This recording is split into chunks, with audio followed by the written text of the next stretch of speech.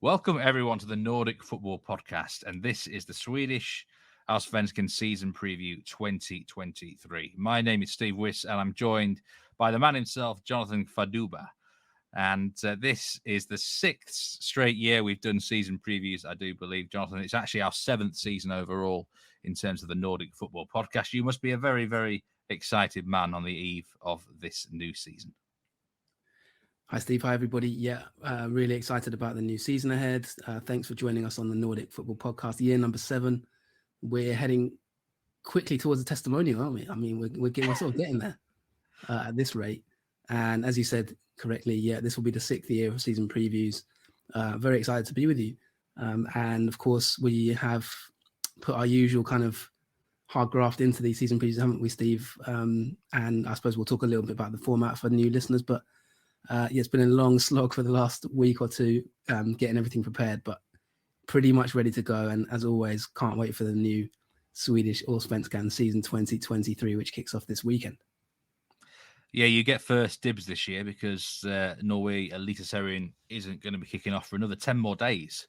But the Allsvenskan gets underway this coming weekend. And I mean, last year, I've got to say, in some ways, I actually prefer watching Allsvenskan football personally, and certainly this year with VAR coming into Norway. But I'll talk about that in a minute. But last year, what a brilliant season it was, seeing Häcken win that maiden crown, just 2 defeats on the board. What are your overall sort of thoughts and feelings over 2022 in Sweden? It was an enjoyable campaign.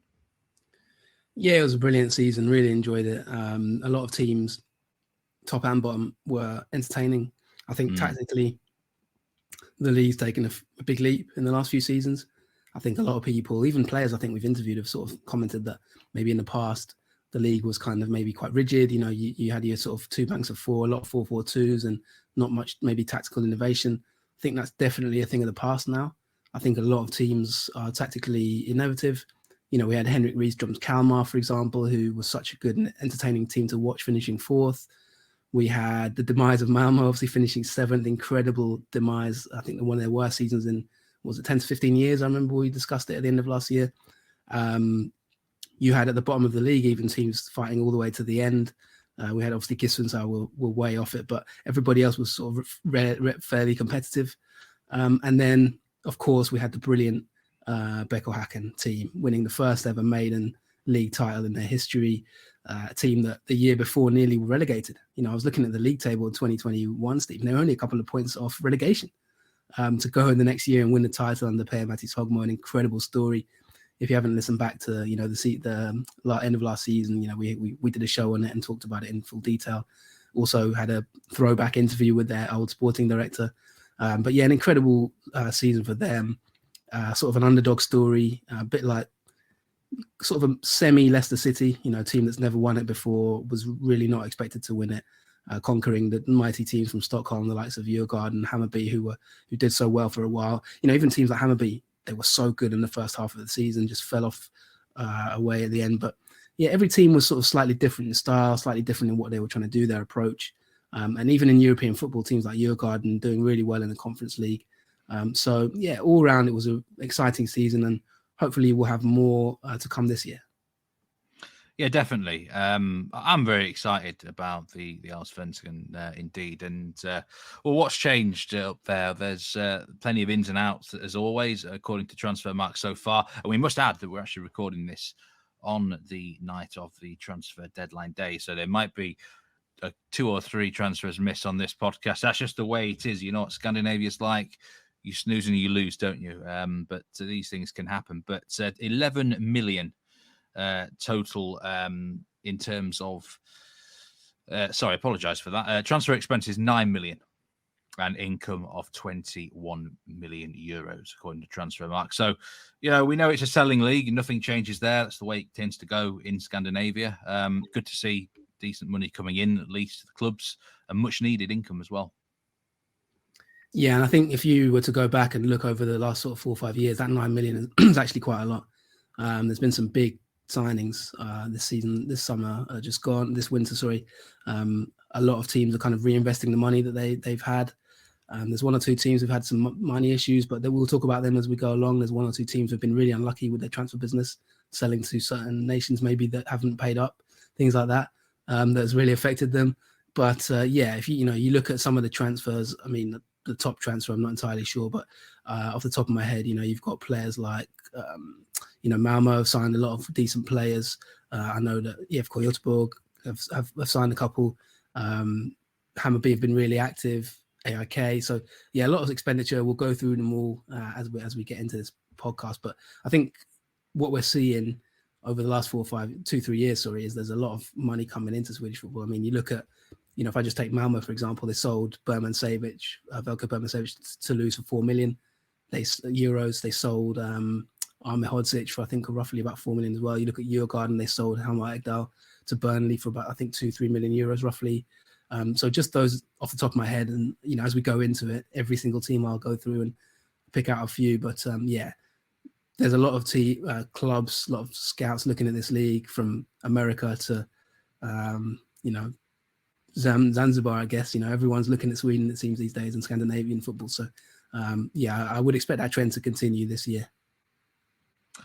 No VAR yet in Sweden, which I must say is quite refreshing, indeed, Jonathan, because it's obviously a constant subject of debate. And I was reading a recent article that, according to a referee, Bojan Panzic, it's only a matter of time before VAR eventually does come in, and that the authorities can convince the clubs to vote on it. But I think there was famously back end of last season, 9 or 10 Allsvenskan clubs were in combination with each other in an open letter to the authorities against VAR for several different reasons. These clubs definitely in my good books, Jonathan, including the likes of Malmö, IFK, Elfsborg, Hammarby, to name a few others. So it's going to be quite a pure league still. Some would argue maybe it does need to modernise to VAR. Certainly the referees and officials might think that. But I like the idea of it still being quite, fast-paced. The game should flow quite quickly, at least.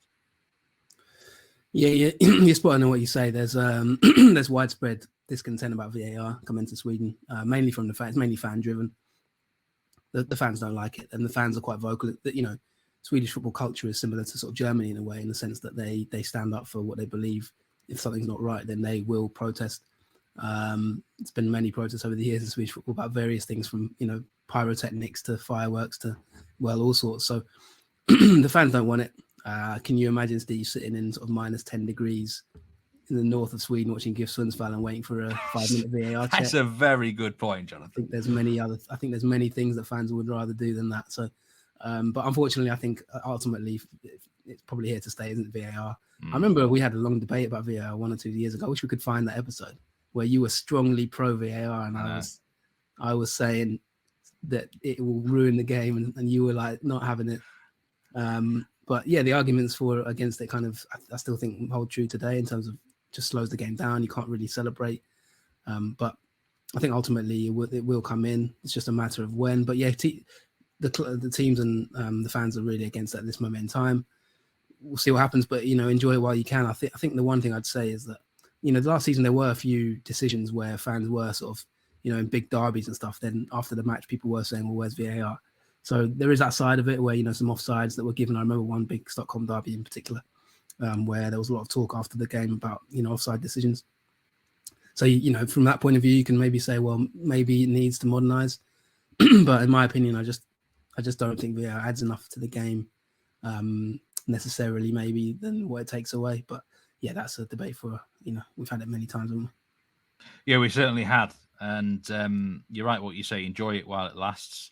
I know quite a lot of betting people do listen or watch our shows, and don't worry, if you're betting on Allsvenskan, you're not going to have a goal chalked off by VAR randomly. When a goal is scored, you can celebrate your goal. So, there's still an element of that, but enjoy it while it lasts, because, it will be in, I think, 2025 probably at the latest. So, anyway, we time to talk about the teams. That's what people are here to listen for, Jonathan. And as per usual, we're going to be discussing all 16 teams in the Allsvenskan in detail, some more than others. And are you ready to go, my friend? Yeah, this is always like the FA Cup final for me. It's like a bit of pre-match nerves. I had a bit of stomach going and stuff. So yeah, I'm ready to go. I've looked at all teams as we do every season. We're quite renowned for going into thorough detail. We've got our predictions as we do every single season, Steve, haven't we, from 1 to 16 in terms of where we predict the teams to finish. Last year, I had a pretty good year, except for obviously I had BK Häcken quite low down the table, like most people. But this year, let's see where I can go. I've got my predictions, so let's get into it. If you're interested in the 10 to watches in Allsvenskan and Eliteserien this season, then do keep an eye out, because that'll be on a separate platform coming out over the next week or two. On this particular show, though, it's time to get into the teams. We're going to start with the defending champions. We feel like they deserve sort of top billing on the show after their brilliant 2022 campaign. BK Häcken. Fantastic title-winning side. You can reveal where you are predicting them very soon, Jonathan. But fantastic achievement last year. Fans are going to be really, really excited heading into this campaign. What's changed here at the club? Anything? Yeah, what's changed? Well, not too much has changed, to be honest. They're still in really good form. They are in the cup final, of course. In pre-season, they've managed to make their way through to that cup final. So they're on for a double, of course, with the league title. There were a lot of rumours, Steve, in pre-season about them losing their manager potentially. Per-Mathias Hogma was approached by Midtjylland. That's according to reports in Denmark. It was strange because there was one day where they reported that he was in Denmark to sign a contract, and they spoke to the sports director of Häcken, and he was like, he's right here in front of me. I'm watching him training in Sweden. So I don't know if it was like rumours that, or cross wires or whatever. But in the end, the deal hasn't gone through. I was concerned about that in the last episode that we talked about, how that would affect him if he was to leave, because he's completely revitalized the club. They are in my top two, so that's why we're starting with them. I'll look at their team and I'll just go through some of the key names and sort of new signings that you need to keep an eye out for. They haven't actually been hugely active, Steve, in the transfer market. There's only really Simon Sandberg. He's back at BK Häcken. He used to play for them. And then, of course, he moved to Bulgaria. Then he moved to Hammarby. He was a key player. He's been a key player for them, in the past. And he's back now in 2023 on a free transfer. So he's 29 years old, right back. He should fit into the team quite nicely, bring some experience. They have lost one or two, but mainly they've kept the bulk of their sort of key defenders, the likes of Valgeir Fredriksson, Johan Hammer, Christopher Lund. They had some brilliant performers last season. Thomas Totland, the likes, those sort of players. Franklin Tebo Achena could be one to look out for, maybe. But yeah, they look fairly well stacked in that area. Evan Hovland as well, can't forget him, the veteran. In midfield, they've kept important players like Mikael Rygaard, who was phenomenal, one of the best midfielders of the season. I think he was named in the Allsvenskan team of the season. The Gustafsson twins, Simon and Samuel Gustafsson, they were magnificent. Both of them really drove them to the title, really. Simon was a key player in that game. In fact, Simon Gustafsson, Häcken did not lose a single league game he played in the 2022 season after he joined. They've got a few other players. There's one that might be in my 10 to watch, who I may talk about, a young player. Don't know if I'll talk about him now, but maybe if not in the 10 to watch, stay tuned. And then up front, Steve, is where maybe the big issues are. They've lost Alexander Yeremiev, the man who hit an incredible amount of goals last season, top scorer in the league, golden boot, 20 plus goals for them. He's gone to Greece, but they have managed to replace him just in the last few days, in fact, with Ola Kamara. Now, you'll know a lot about him, two-time league winner in Norway with Godset and Stabæk, but this was like 10 years ago now, roughly. He's 33 years old. He joins on a free transfer. Experienced pro, 160 goals in 412 games across Norway, USA, and Austria. And the other, I think, key players that are going to be to look out for, Ibrahim Sadiq. He's going to have a huge season for them potentially. It actually was reported that he had a €2 million deal to Saint-Etienne fell through on January deadline day. And that actually might save their season because he could be a key man for them this year. So all in all, the squad is looking all right. The loss of Yeremiev is a big one, but can Ola Kamara sort of carry that weight of goals? Yeah, I've got a couple of questions for you here, certainly regarding Yeremiev. Now, it's interesting that Häcken had the highest expected goals per game out of any team last year, 2.24. And they were only one of two teams who overachieve their expected goals mark in the league, which is quite shocking, isn't it, really? It just shows that over the whole of the league, that the standard of finishing was really, really poor. Either that or the goalkeeping was magnificent. But Häcken lived up to what their metrics should have been. Now, Yeremyev, 22 goals in the league. Would you say he was a system goal scorer for Häcken, i.e. bring someone else in and you can replace him quite easily? Or was the man himself so crucial that he's almost irreplaceable? That's going to be the million Swedish krona question, isn't it, really, at the end of the day? Can a new player come in, 33-year-old Kamara? It feels like they're just going for sort of like for like and get someone in. It doesn't necessarily feel like they have an answer for his situation. I don't know if Sadiq might play more centrally, potentially. That could work. They do have one or two others from their academy that they could maybe look to. Yeremyev is a top player. He had a really, really good season, but he has been in Allsvenskan for many, many years and not hit that kind of heights. He just went on one. Everything was played towards him. Hogmo built a system where they were really attacking. They've always had a nice style of play about them, Häcken, in terms of, go through the thirds, wide players who like to get on the ball and attack, put crosses in. And that's what he thrived on in the boxing, and he was a penalty box poacher.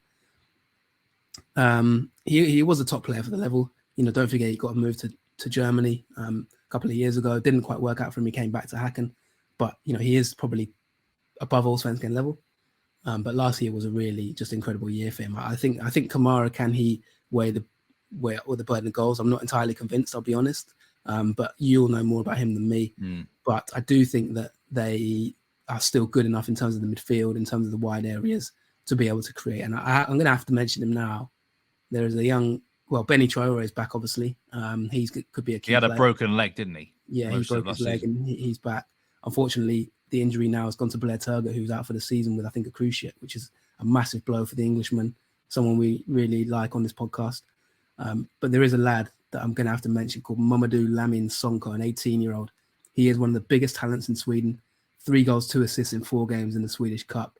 He's been likened to Neymar, and he is going to be potentially the breakout player of the season at Häcken.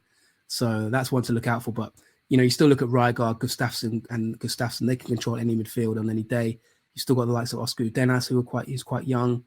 Aman Romeo as well. They're quite stacked, Häcken. They can have answers in other areas, but they will obviously miss that amount of goals from Yeremyev.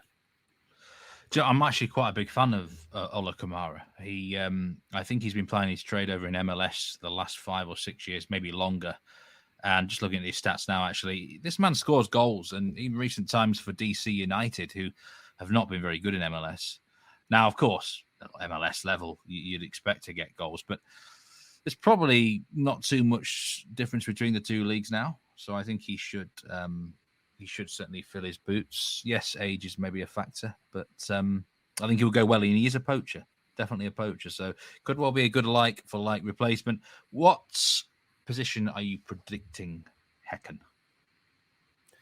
Well, this is the drum roll that we need. Drum roll, please. Is it second or first? Drum roll.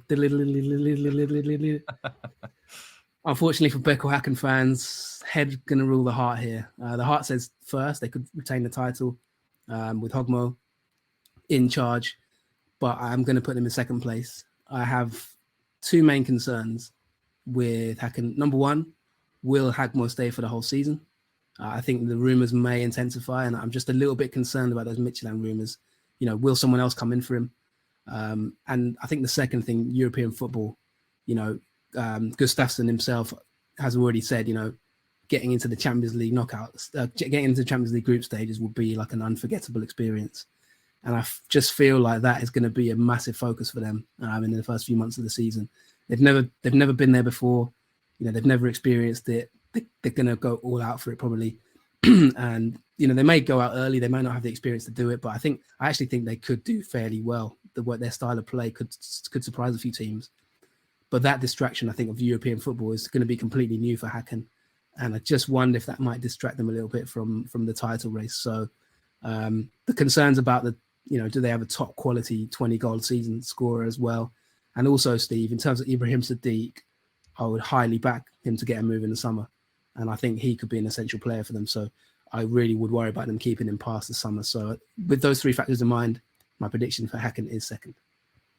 Yeah, and the media prediction is first for Häcken, which I must say for me that was slightly high. I agree with you. I think the mid-season Champions League and potential European qualifiers could be a difficult factor for them. And you're the champions. They're going to have a target on their back. I think second place, I think their fans would take that, Jonathan, if you offer them that now. But in terms of media predictions, just to point out, we are using Discovery Plus. Irma Helen Zibanejad, who is a pundit for Discovery Plus. So that is her prediction, by the way. I know Discovery have a few different pundits who have done predictions. We are taking her predictions this season. No reasons for picking her in particular, but that is her prediction. Of course, like you just said, Häcken first. So, yep, I'm going second. Okay, so which team do you think will beat Häcken to the title?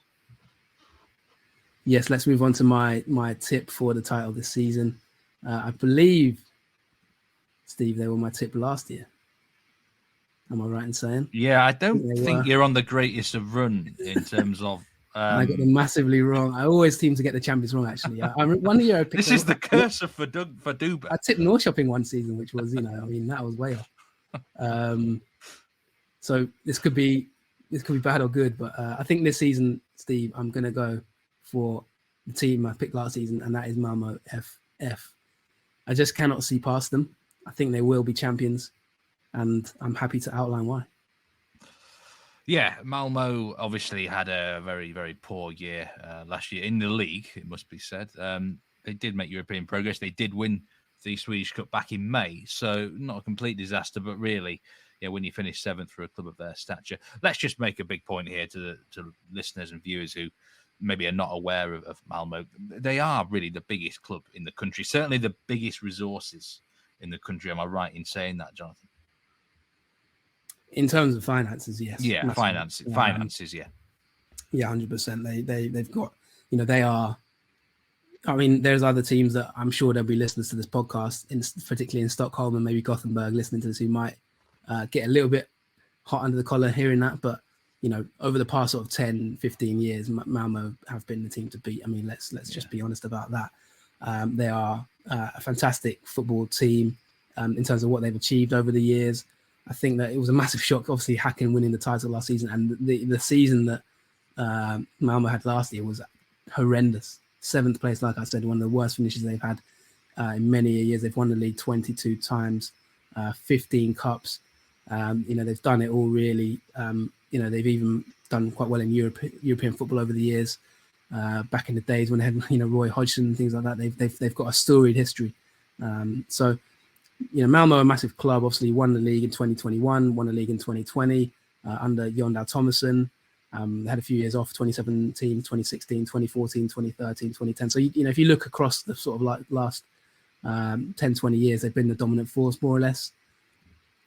The thing last season, Steve, was catastrophic. They went through 3 managers. They had, obviously, at first, they had Milos Milojevic. He won the cup, but flattered to deceive in the league and was fired. Maybe prematurely now, in hindsight, some fans might say. Andreas Georgsson then took over the sporting director. He had a really, torrid time, unfortunately for him, in charge. He had to leave, and then obviously Aga Herrera came in towards the back end of the season. Didn't change much, and they ended up in a really lowly position. To finish below the likes of Kalmar is just not good enough for the football club. There were massive talk about, huge changes at Malmö at the end of the season, getting rid of half the staff, etc. It was really, the fans were fuming. But they've gone, Steve, and in my opinion, they've got pound for pound the best manager in Swedish football today, and hired him. That is Henrik Rydström, the man who did so well for Kalmar. I wrote a Y-Scout blog at the beginning of last season about Kalmar and Rydström and how his ambitious sort of possession-based football completely transformed them, completely transformed Sirius before that, the season before that, in his first couple of years as a manager. And I think he can transfer that to Malmö, then they're going to be a frightening unit.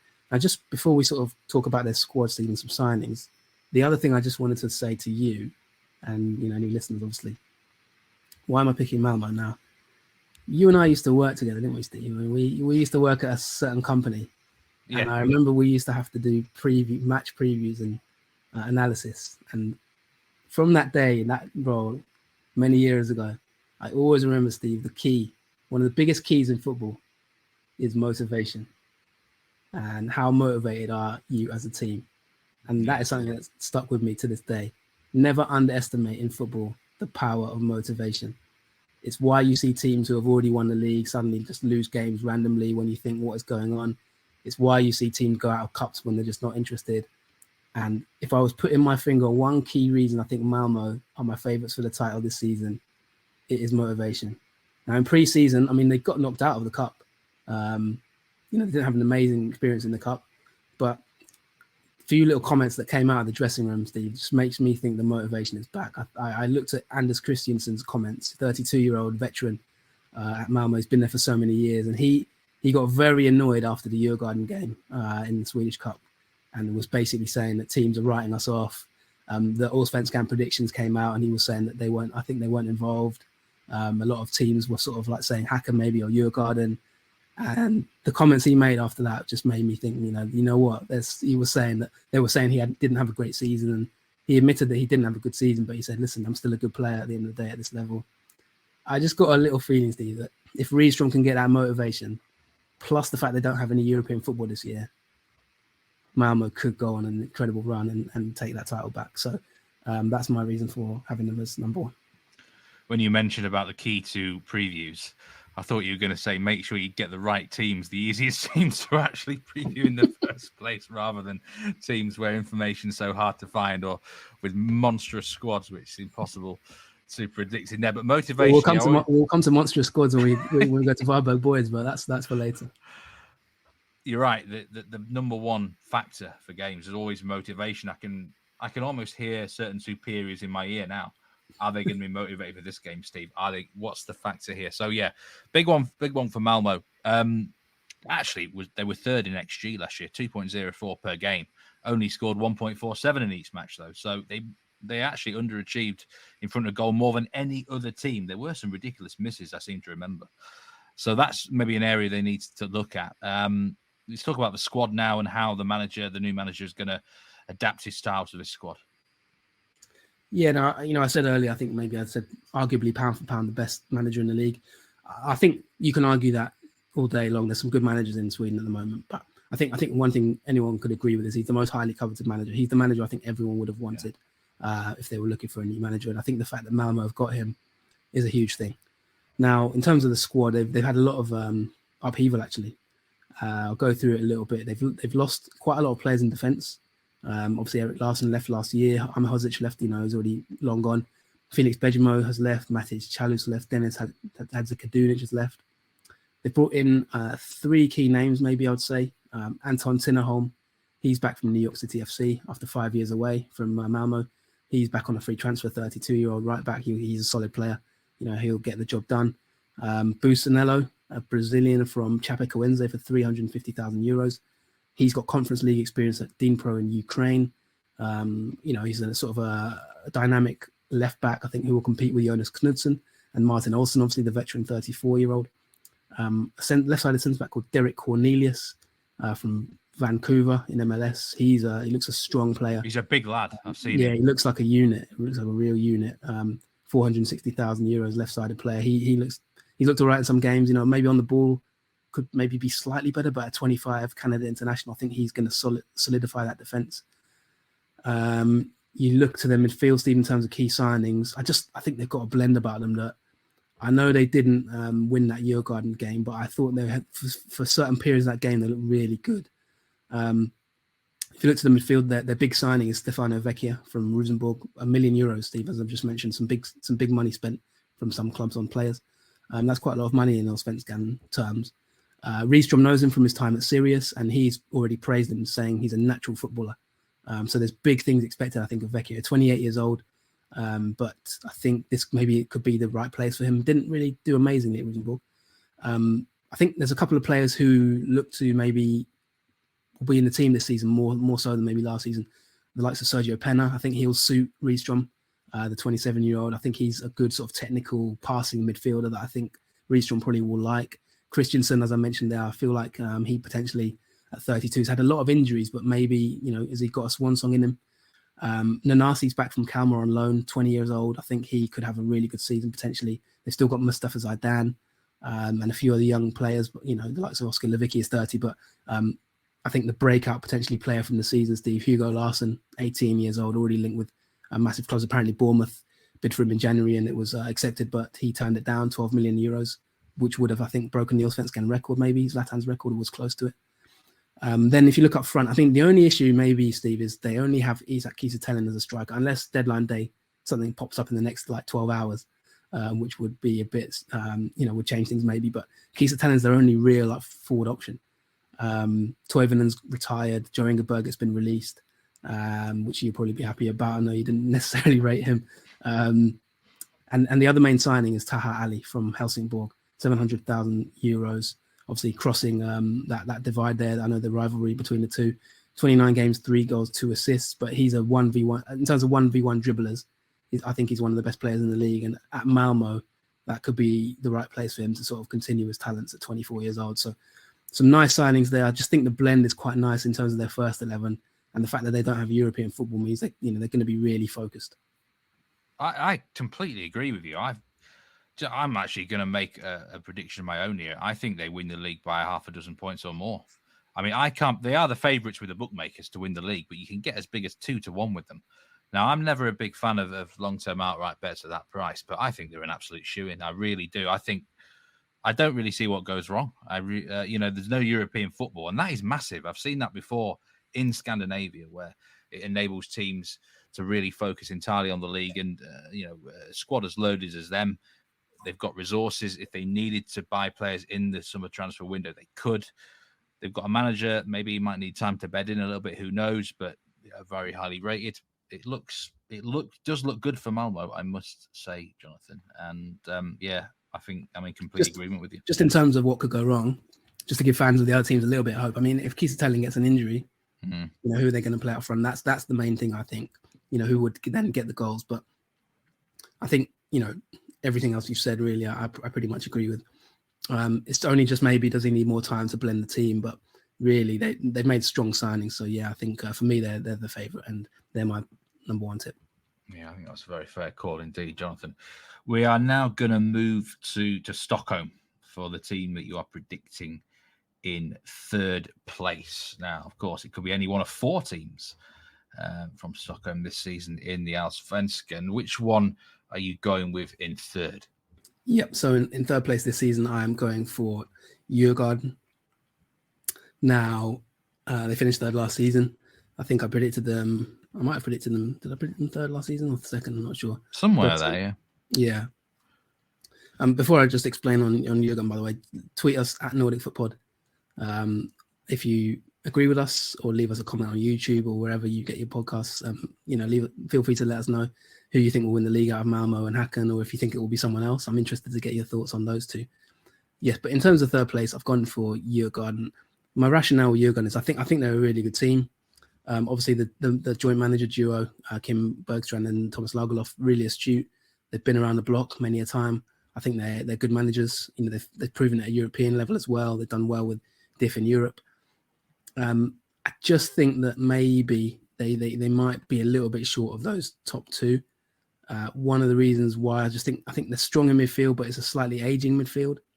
I think personally the defense has worsened after the departures of Halmar Ekdal and Isak Hien. I think they've lost a little bit of just that real defensive class.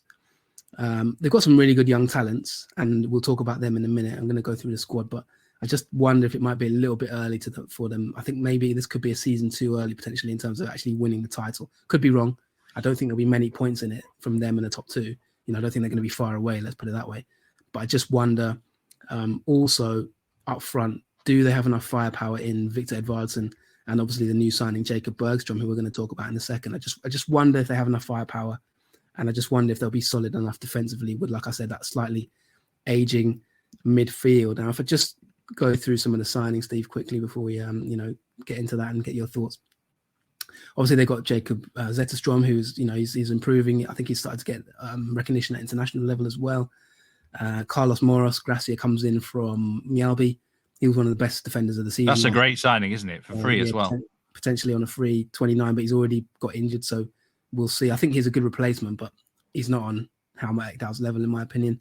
Ekdal obviously went to Burnley, as I mentioned, playing for Vincent Kompany, and looks like he'll probably be, playing in the Premier League potentially next season. He was sold for 2.3 million euros, was a key man.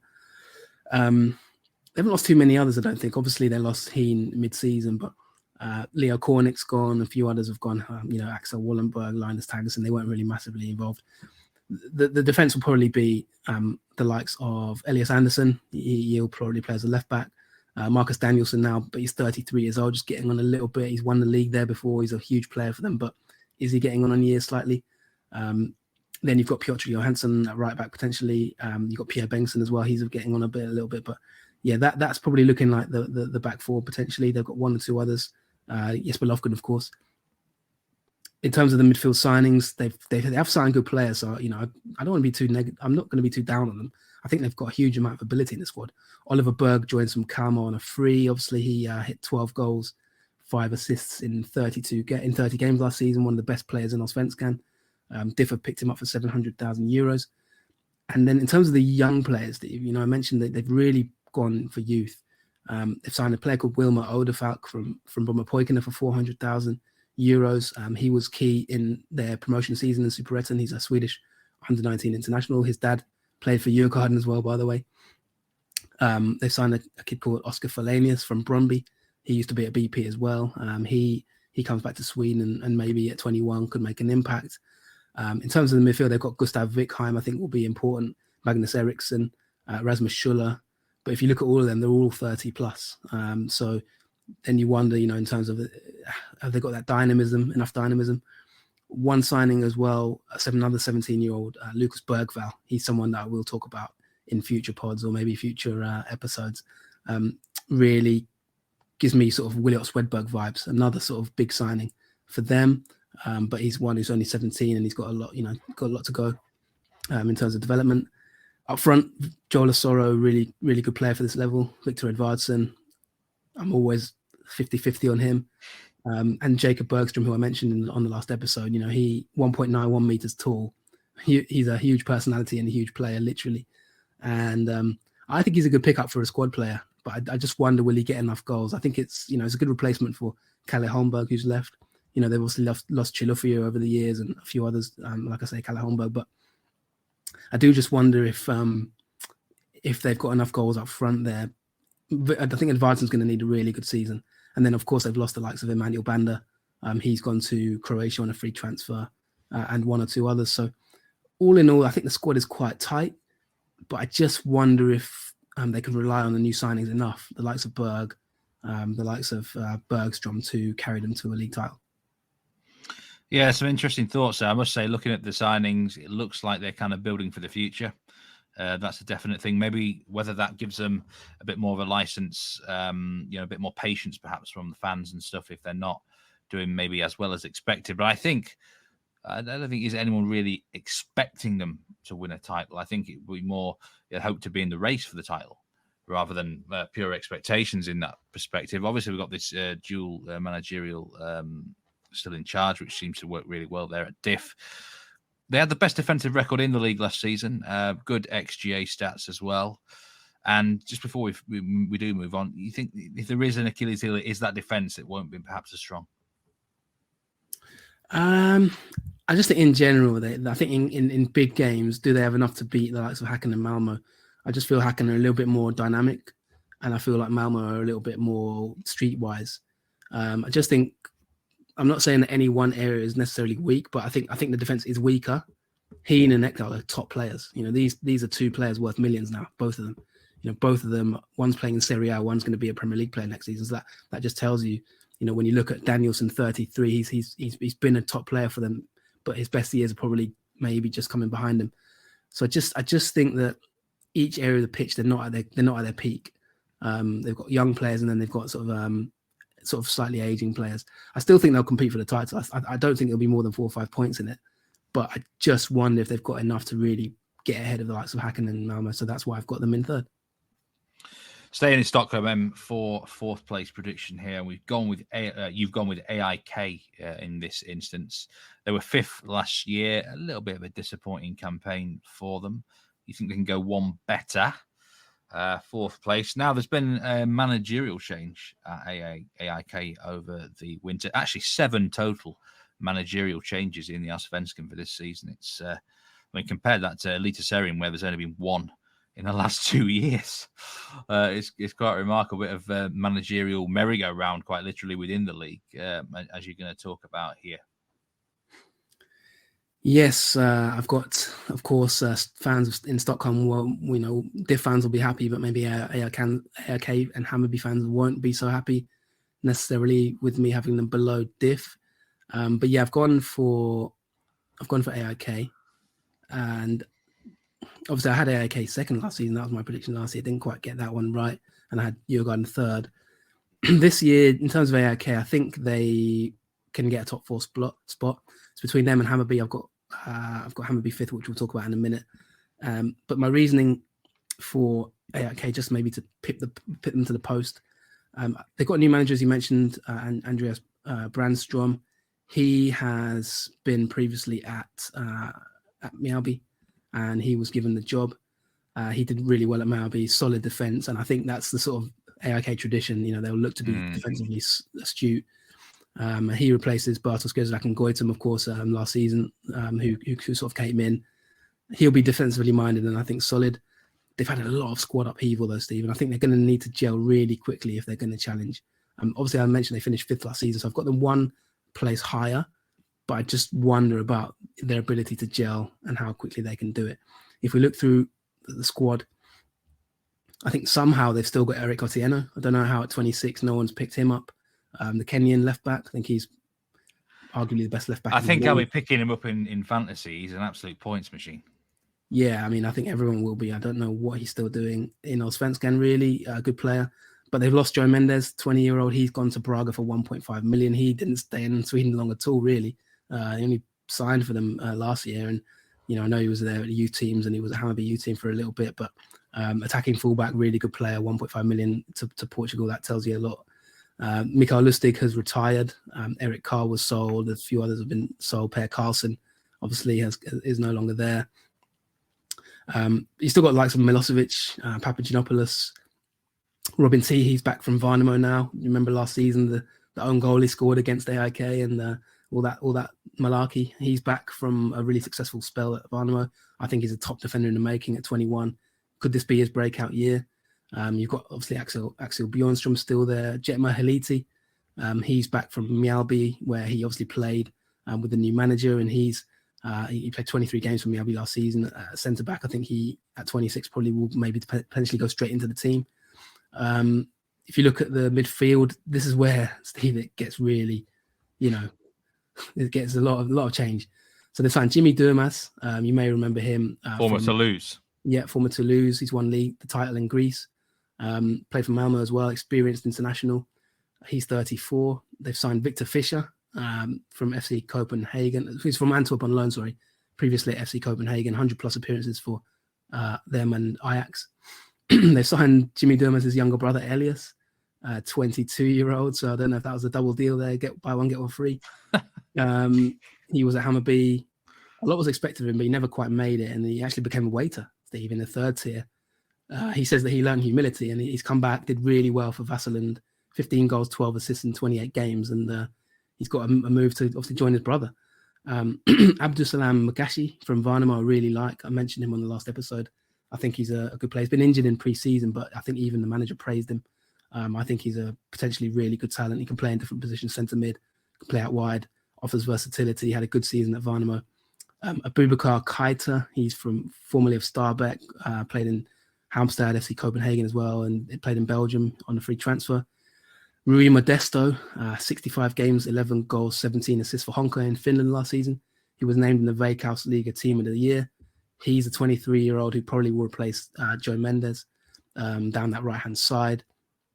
They signed a kid called Abdi Kahin Ali from Vassarland. They've got a kid from their academy who maybe wants to keep an eye out for, called Alexander Feshai. He's been good in pre-season. He was given a 5-year deal, Steve, at the age of 19. Their former sporting director has described him as a player with great potential for the future.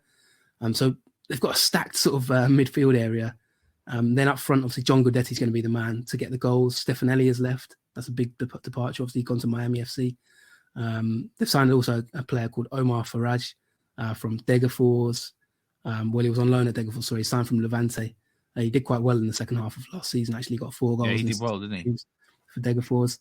So a lot of upheaval. I think the question is how quickly can Brandstrom gel that squad together, because there's a lot of talent, but I think there's a lot of work to do. And I just think in the early weeks of the season, they're going to need to gel.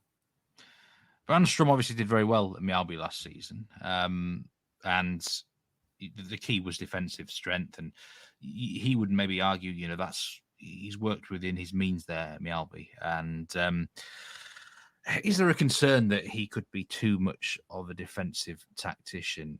Or is it a concern because AIK are known for down the years being, to be honest, in my time following Allsvenskan football, they've always been quite a boring team in general. I always say of the big teams, they're the worst watch in terms of entertainment.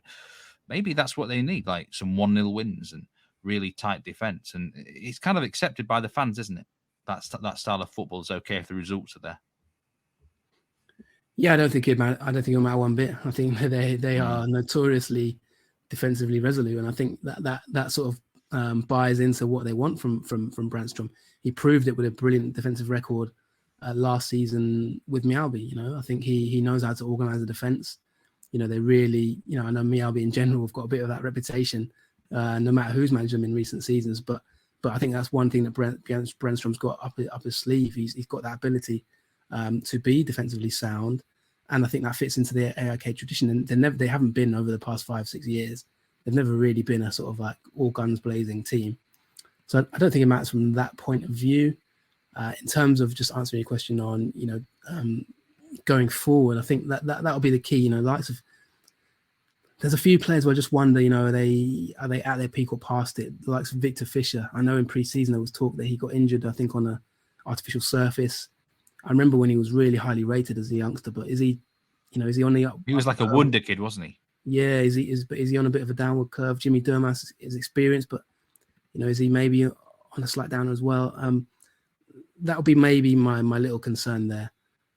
In terms of Brandstrom himself, he won promotion with Dalkurd. He got Jönköping to the promotion playoffs. He's been around the block. He's been an assistant manager in places, and I do think that he's quite reliable to I think he's earned his stripes for a big move, a big job.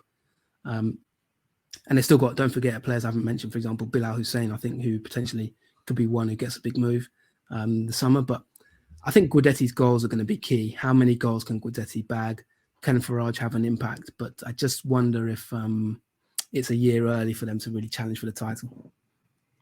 Yeah, well, let's stay in Stockholm again. The green half of Stockholm here. Hammarby in 5th place is your prediction. And I've seen a few sort of tweets and stuff going around that saying that Hammarby are maybe a dark horse to win the title this particular season, Jonathan. But 5th place for you here maybe suggests it's maybe asking a bit too much. Yeah, 3rd last season. I think there'll probably still be that underlying sense that they bottled it last year. I really don't think there was a massive difference. Although Häcken are the better team, they proved it. Any team that wins the league deserves it. Hammarby at times had it in control. They started the season so well. I don't think they were massively that. I just feel like they let that slip a little bit. To be honest, I feel like there were certain games that they just threw away. There were some games they lost at home, just really bad performances, like where their focus slipped, I think. And there were certain games, even derbies, where I just felt, one point they were in control and just kind of threw it away. I feel like there'll be still that underlying sense. But, let's look forward for them this season. They've made some signings. They've lost some players. I still think they've got the old issues. I think the question marks are going to be defensively. That is why I have them in 5th. Can they improve their defense? They're like the opposite of AIK, really. They are, in the past few years anyway, notoriously attacking, whereas AIK are sort of notoriously known for being solid. I think, but the question is, Hammarby probably do need to tighten up a little bit. If you look at the amount of goals they conceded last season, the season before, they've lost a lot of experience as well. The likes of Gustav Ludvigsson, Bojanic. in terms of positive, Steve, I mean, Hammarby are sort of going down a new model this season, and this is why I have them in fifth, to be honest, because I don't know how it will go. They've announced it and they've kind of talked about it a lot, about this kind of new Hammarby way, which is obviously they pretty much took over a third division team called IK Frej Tabby and transformed it. I think they changed the name of the club to Hammarby TFF, sort of Hammarby Talent Factory, pretty much, almost a direct translation. And what their plan is, Steve, is kind of like really good recruitment of young talents, put them into that third tier team, get them in the experience, move them to the first team and sell them on. And I think that's been the Hammarby way for so many years. And I just think that Hammarby kind of need to decide, do they want to just make money and be a talent factory that sells players for big money? You know, the likes of, look over the past years, Aziz Ouattara Mohammed, Mahana Giaz has just gone to DC United. You know, Williot Swedberg, who they made a huge amount of profit on, you know, they sold him, I think, for 5.5 million euros, a club record fee, roughly. Michael Lido, who's gone, went to AZ Alkmaar, 600,000 euros. I could sit here and name players, you know, all evening, to be honest. Akin Kumiamu, you might remember him, 4 million euros in 2021, sold to Denmark. Do they want to be a club that just brings these talents through and sells them? Or do they actually want to build, you know, a sustainable squad to win a league? And I think if you just go through the squad, Steve, I think that's where it falls down a little bit for me. If you look at the team, Oliver Dovin was in my 10 to watch a couple of years ago. For me, he's still one of the biggest talents in Swedish football, goalkeeping wise. He will eventually get a move. I think he's half English. I think he is going to be Sweden's number one goalkeeper at some point. I think he's a top player. They've got a lot of saleable assets. You know, look out for Nathaniel Ajay, a centre-back, 20 years old. He's come from their feeder club and now looks set to be introduced to their first team. They've got Kasper Eklund, who they signed from Osters in 2022. He's a Sweden under-18 captain, and he's one that they're highly touting. They've brought one or two more experienced names. Simon Strand from Elfsborg holds the record for red cards in a season, by the way, Steve, 3 red cards in one season. He'll come in and add some experience. Anton Krial, he joins on a free transfer. They've got the likes of Shakil Pinas, Edvin Kurtulus, who are more experienced. Mads Fenger still in defence, but when you look at the sort of midfield and attacking options, Steve, it really is. They really do trend towards youth. I'll run through it quickly. Telsvad Atseki, I think, is a great signing. 25 years old midfielder.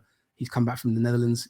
I remember him at Ostersunds. I think he played against Arsenal, and he really impressed me many years ago. But I've always kept an eye on him ever since, and I like him. Basara, obviously 32, one of the best players of the league last season. They signed Saidi from Degerfors. He's 23. But if you look at, I mean, we're probably going to need a separate section, Steve, for their talents. Actually, I might just take a little break here. But in terms of the signings, I'll just go through the ages before we talk about them. One's 25, one's Adi Nalic, 25. They signed a 20-year-old, an 18-year-old, a 16-year-old, a 19-year-old, another 19-year-old, and a 22-year-old. And then their main striker is a 19-year-old. So, you know, they've lost Astrid Salmani, Ludvigson's gone. So you can see where they're going, Steve. They're going for youth, and they're really betting the house on it, to be honest. And I just wonder where that will go. Yeah, I'm looking through these signings now, and it's certainly not an old man's social club, is it? August Mikkelsen's come in from Tromsø for €1.5 million. Quite an interesting player. Good watch. I think that's the thing with Hammarby. I think there always are going to be quite a good watch. Their club culture generally has been plenty of goals around there. There's a fantastically named youngster here, an 18-year-old called Mamane Mustafa Amadou Sabo, central midfielder from, is that an Indian club? Jonathan, I don't know. I think that's someone called Sondeep. I mean, goodness me, you must be loving these youngsters. I know you're a man for keeps an eye out for a young talent, but just talk about a couple of them that really you enjoy. Yeah, where do you start? And there's certainly going to be, in fact, the biggest problem for me, Steve, on this podcast is which of the like 10 new signings are going to be in my 10 to watch from Hammarby, because they're stacked for young talent. And don't get me wrong, you know, in terms of winning the league, it could be a hindrance, but in terms of just an exciting team to watch, Hammarby will be one I'm going to be watching a lot this season. And I think anyone who likes to watch young talents will be watching Hammarby. So from that point of view, it's a really positive thing. You've mentioned Mikkelsen, 72 games, 18 goals, 9 assists, signed for 1.5 million from Tromsø. In terms of a forward to watch, Youssef Erabi, he's 19. He scored the winner, I think, against AIK in the cup. 6 games, 4 goals in the Swedish Cup. Looks like he will start. His dad was a player, I think, as well. But, 19 years old, that's a big weight on his shoulders. Players that I like, you mentioned there, my man Mustafa Amadou Sabo, and Niger youth international. Niger, that's the flag. Sorry, that's the flag. I don't know how they scouted him. They've got a lad called Sadio Alioum from Cameroon. Victor Jukanovic, he's going to be one to look out for. He won Most Promising Player of the Year in Montenegro, signed for roughly €1 million. He looks like a talent who maybe might actually get some first team minutes at 19. Isaac Vural, 16 years old, on a season-long loan from Fenerbahce. You're not entirely sure why. You'd be loaned for a year, but he is from Sweden originally.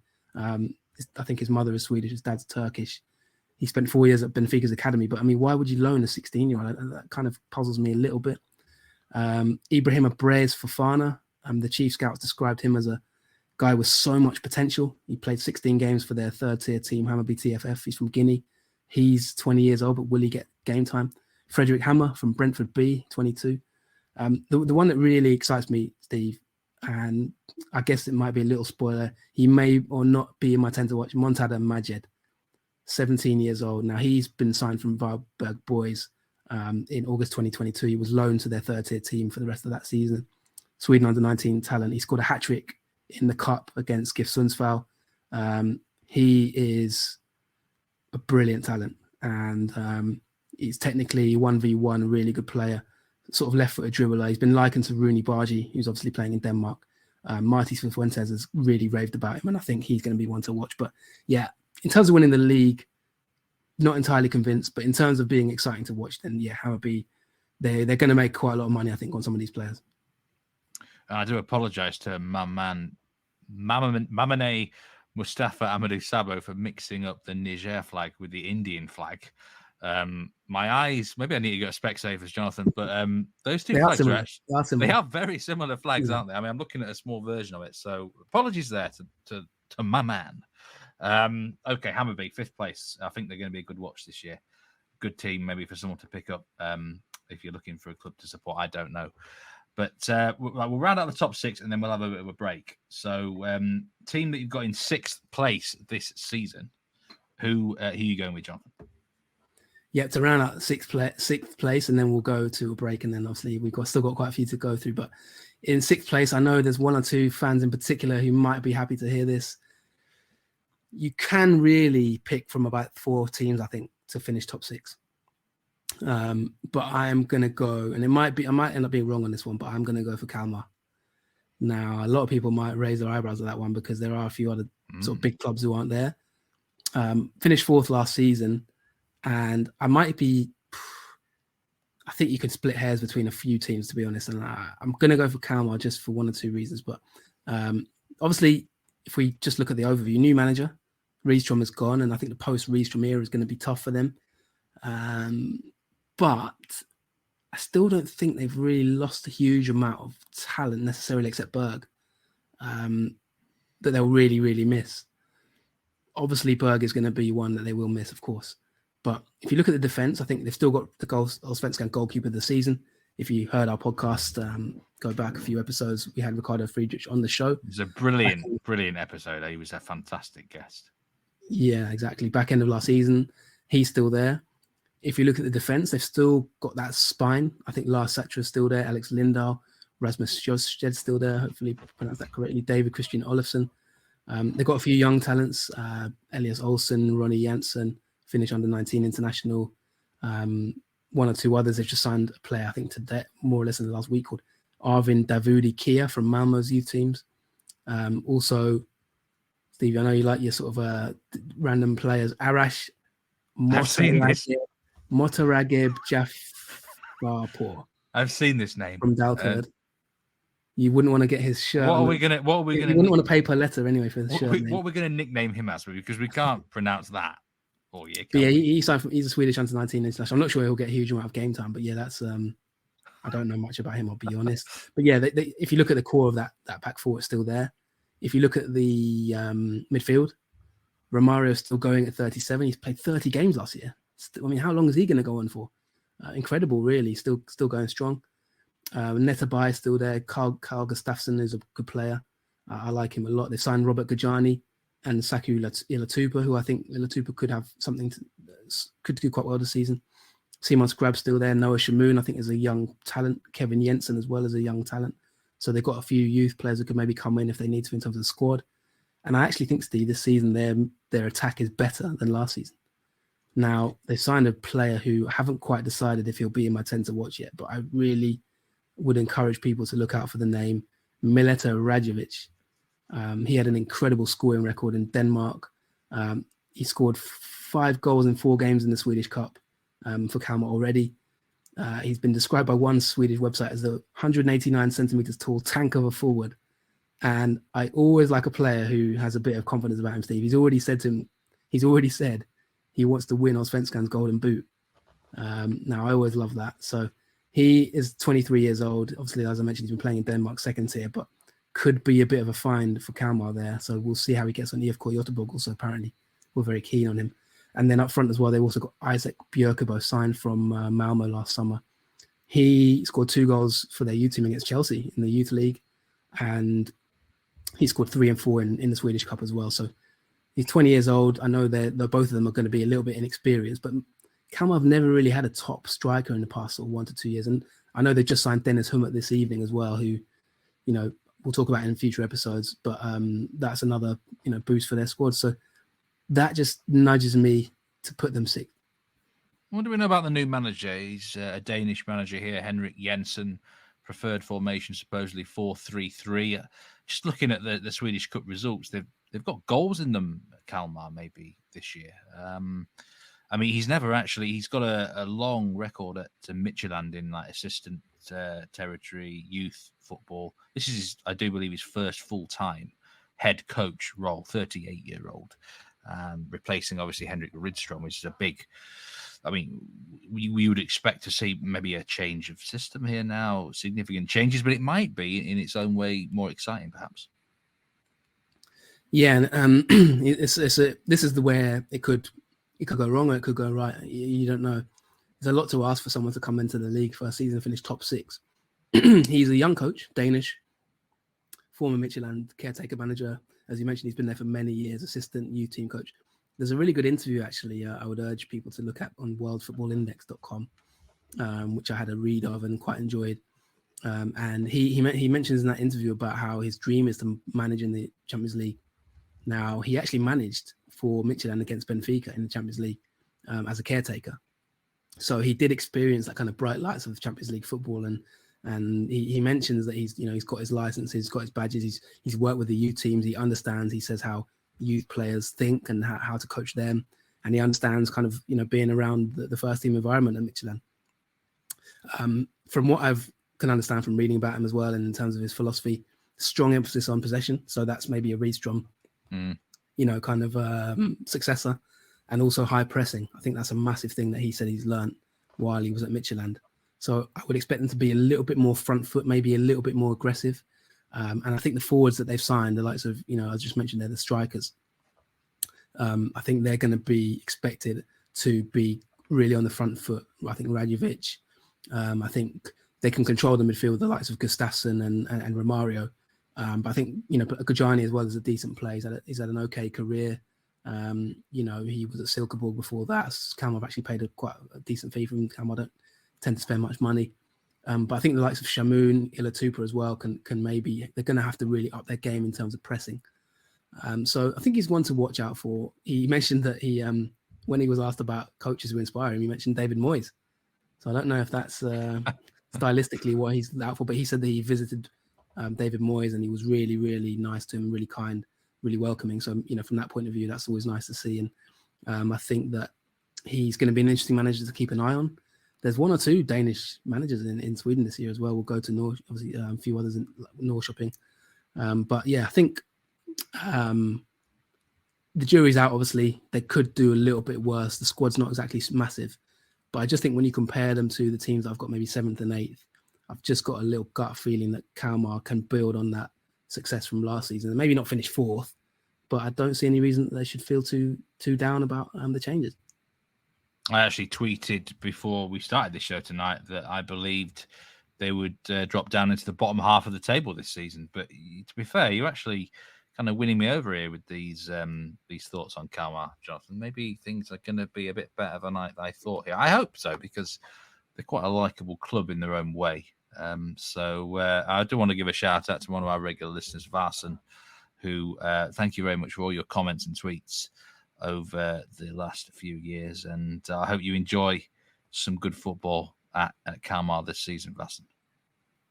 Yeah, and just to answer you on, I saw a comment on YouTube.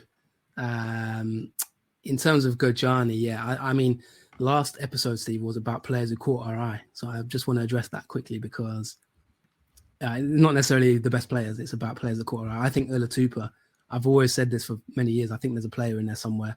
And I know he's not got much game time at Kalmar yet, but, once he gets his fitness, I think there is a player in there. And, 5 goals, 1 assist for a terrible GIF Sundsvall team in 28 games isn't bad.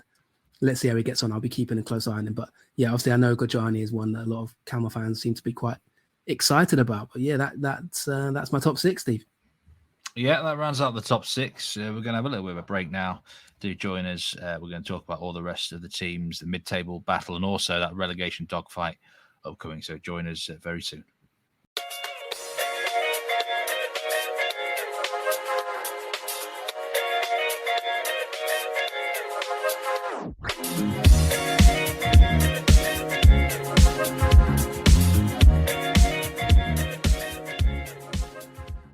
Welcome back to the Nordic Football Podcast, Swedish Allsvenskan Season Preview 2023. I'm Steve Wyss, and I'm with Jonathan Fadugba, and it's going rather well so far. Jonathan, how is your voice coping? I know you've been a bit unwell in the last month or so. Have you got the stamina? Oh yeah, no, don't worry about that. I'm up for it. I'm still going strong. We still got a lot of teams to get through, though, haven't we? We certainly do have. So far, you've got Kalmar predicting them in 6th, Hammarby in 5th, AIK in 4th, Djurgården in 3rd, Häcken, the defending champions, in 2nd place, and Malmö FF are the JF champions prediction for 2023. We're going to now go through a block of 4 teams who I think at the moment you would say considered perhaps mid-table worth. There's certainly a couple of big teams that we are going to discuss. 7th place prediction here, Jonathan. This team here have been an interesting side over the last 3 or 4 years. They've kind of won you over a little bit in recent times. Well, more than they have in past years. I know they were a team that I think in the first 2 years of this podcast, I'm not sure if we even mentioned them. For a few years when they weren't doing too much, but they really upped their game, didn't they, in the last sort of few years, and had some really good finishes, top sort of 5, top 4 finishes, that kind of thing. It's Elfsborg. I've got them 1 place below where they finished last season. I'm going to predict them to finish in 7th. So, slightly below where they were last year, but I didn't think they had an amazing season last year. There was a lot of, I think if we go back the previous year, a lot of people were tipping them to really have a fantastic season, which didn't quite materialize. Obviously, the year before they'd finished 4th, hadn't they? And I think I had them 5th last year. Media had them 4th last year as well. So I'm predicting them to have a little bit of a dip, Steve. And my rationale behind that is just I think they've lost. I think they've lost some quite good players, and I'll just go through the squad a little bit before I sort of give my complete rationale why. But they've still got Tim running, and they've signed a player. They signed another keeper, 21-year-old from AFC Eskilstuna called Melker Uppenberg. I'm not sure he'll get much game time, but maybe one for the future. In defence, I think they've lost some really big players. I know they lost Oliver Zanden last summer. He went to Toulouse for 1.5 million euros.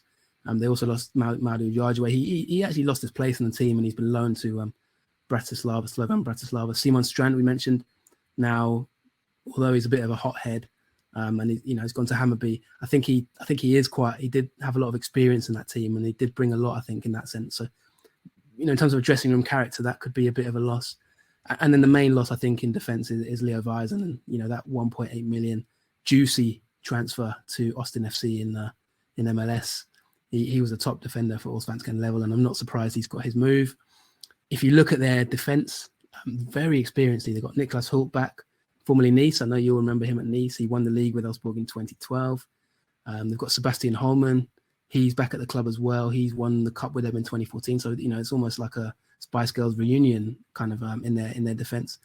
They've got Gustav Lagerbielke back from Degerfors, who they loaned him to, and he had a really good second half of the season, got himself into the Swedish national team mix as well. So I think he is potentially going to be one they rely on more this year. They've got a young, a 21-year-old called Ibrahim Buhari, who Jimmy Tellin has said is really good from set pieces and is a really powerful athletic defender from Nigeria. And obviously they've still got Johan Larsson, your man, who I still haven't forgiven 2 years ago for basically single-handedly winning you the fantasy league against me. But yeah, he's still at 32, a really experienced defender who will go well. Midfield, Steve, I think they've obviously lost players like Rasmus Alm, who's gone to St. Louis in MLS. Simon Olsen, who they sold last summer to Heerenveen, was a key player for them. They brought in Andre Bowman from Varberg Boys for an undisclosed fee. He was a regular at Varberg, but he's 21. I'm not sure, is he as good as Simon Olsen? Maybe jury out a little bit. Then there's a lot of players, Steve, in their midfield that I think have got a lot to prove. I think the likes of Jacob Ondrejke didn't quite hit the heights last year. He was on my 10 to watch, but 4 goals, 3 assists. His contract ends at the end of this season as well. So could he potentially get a move? He's only 20, but a lot expected of him. Alexander Bernhardsson, he's a decent player on his day. They've got, Ahmed Kassim still there. Michael Baidu is the big one that everyone talked about. He had a really, really good season last season. And I think, he's one that maybe might raise eyebrows. Emmanuel Boateng, I'd expect him to get a little bit more game time. Noah Soderberg as well. So I think midfield, Andre Roma, don't forget, they covered in midfield quite well and in forward areas. But I think, Steve, last season they had a lot of inconsistency in those areas. There were players that they're kind of in and out of the team. For example, on Ondrejke, he kind of lost his place. Jeppe Ockels, players who kind of were in and out. Bernhardsson had some injuries. And then you look up front, they've not really lost anyone. Oscar Ager's been sold to Rosenborg. He never really got a massive look in at the end of the day. They've still got Per Frick. Then they've got Sveen, Aaron Gudjonsson, obviously Ida Gudjonsson's son. He's 24 now, probably needs to contribute a little bit more. And then they brought back Jack Cooper-Love. I think he's half English from Skovda in Superettan. 14 goals in 27 games. He's only 21, and I would expect him to get a lot more game time this year. But in terms of just overall, Steve, I think that the reason I have them in 7th is I still think they're a little bit light up front. I'm not sure those 3 can sort of get you maybe 20 to 40 goals, across the season, which other teams have that ability in their forward areas. I think that Väisänen, Alm and Olsen are all key players that they've lost in the last year. I know that they've got an experienced defence with the likes of Hult, but they're not really dynamic. I think there'll be certain games that they just solidly see out 2-0, 1-0. But I also think in games that become a bit of a scrap, a bit of an end-to-end, they will not want an end-to-end game, Elfsborg. I think when they play teams like Häcken who go at you, maybe teams like Malmö with Taha Ali, Nanasi, I just wonder if that defence is dynamic enough to sort of contain that energy of other teams. So that's why I have them in there. And I think if they can keep Baidu, 7th should be attainable. Just a very quick word on the manager, Jimmy Tellin. Experienced manager now. I think it's his 5th year in the job coming up. Where do you stand on him right now? Yeah, I don't know if you remember 2 or 3 years ago, I was quite critical of him on the pod. I think back in the days, I think he was at, correct me if I'm wrong, but I believe he was at Jönköping as well before that when they were in Allsvenskan. And, there were times where I was a little bit wondering what he was doing. I know that Elfsborg, one good thing about them is they have a really kind of set way of what they want to do. From what I understand of the club, they've got their metrics. They know exactly kind of what kind of players they want to target. They have their playing style set. They know exactly what they want to do. And that's probably why they haven't had a huge amount of turnover. I think Tellin's always been really highly rated. He's been considered one of the best coaches in Sweden from a young age. And he likes that high press. He likes that sort of tactical flexibility a little bit, I think, in the midfield, for example. And I think he's got a really clear game style. So I think they've got a strong emphasis on they have to fit into what they want to do as a club. But I just think in terms of ambition-wise, they've been quite calm. You can see there's only what, 2 signings there, two big sort of name signings, a couple back from loans and stuff like that. But they haven't really gone out for it. Maybe in the summer they might try and strengthen a bit, but I do like Tillman, and I wonder if he might be in contention for other jobs in the future. But it seems like he's onto a good thing there at Elfsborg, and they've got a lot of continuity at the moment, which is a positive thing for them as a club. And they can look to sort of build on that. 7th place prediction for Elfsborg then. Now, the next team we're going to talk about are currently managerless at the time of recording. The season hasn't even started yet, but an Allsvenskan club has already sacked their manager. And it kind of makes sense because it was revealed on the last podcast that their main signing of the season was indeed myself. I am on board for the ride of this team, Jonathan. What kind of madness is this? We haven't the sack race. The season's not even begun, and we've already got a manager biting the dust. So in 8th place, who are we going with? Yeah, in 8th place, I'm going for IFK Göteborg. I feel, on one hand, I feel a little bit harsh, but on the other hand, I just feel like it's bang on, and actually they could be maybe one place lower. There's a lot of variables to this. That's probably why really I'm not entirely sure where they'll be, but I think mid-table is probably a solid. But I think I had them last season. I think I had them in a similar position. The media have got them in 8th as well. They did finish 8th last year. I think last season I had them in 7th. Sort of solid mid-table club. I had them above Häcken last year, so I got that massively wrong. Why have I got them here? Okay, so Mika Star has gone 4 weeks before the season begins. He's been shown the door. The cup defeat to Norrköping and obviously losing to Gais, I think, were fatal for him in terms of his role. The club announced that they wanted to go in a different direction with a little bit more emphasis. They want to challenge for Europe. I think they mentioned in their statement. They haven't announced a new manager yet, but they've gone for the sort of this trendy joint manager duo. Is that the 3rd, I think, or 4th joint manager duo in the league? So they've gone for quite an experienced duo of William Lundin and Alexander Tengrid as temporary joint managers. Now, Lundin and Tengrid, now I think I'm right in saying one of them was at Trollhättan and did a decent job, but was not, expected to be anywhere near the IFK manager's job. He got a coaching role, and that has led to, this huge opportunity basically. So they met. They didn't even know each other until the last few months. This joint manager duo, but they've been asked to step into the role and do a job, and they've decided to do it. Now, from what I can understand, Lundin's first job was in 2018, and he was only 25 years old. He did really well at Trollhättan, nearly got them to Superettan. They were only a few points away from Superettan, and in his first season, they got promoted to the 3rd tier, I believe. He's now 30 years old, Lundin. So he joined IFK as an assistant manager, just thinking he'll be a coach, and a few months later, he's the manager of the club now. Tengrid as well has been there. They met. I think from what he said, we're going to have a 50-50 leadership. It's not that I will have the offensive plays and Alex will do the defensive plays. We'll try and mix it up. But the model we will use will be something to play in a constructive way and mix things up. So, sometimes, Steve, you actually give away what you're going to do when you say you're not going to do it, isn't it? So I don't, maybe one's going to work on attack and one's going to work on defense, or they'll switch it around. I don't know, but it's like American football. We've got an offensive coordinator and a defensive coordinator. Yeah. They considered, I think, upcoming coaches. That's for sure. Obviously, he's got success in a smaller role. He said that, listen, if we don't get any news, then we'll continue day to day. But if a new manager comes in, we'll stay and support them. So they seem pretty open-minded about it. I think let's see how it goes, basically. And if maybe the right manager comes along, IFK will go for them.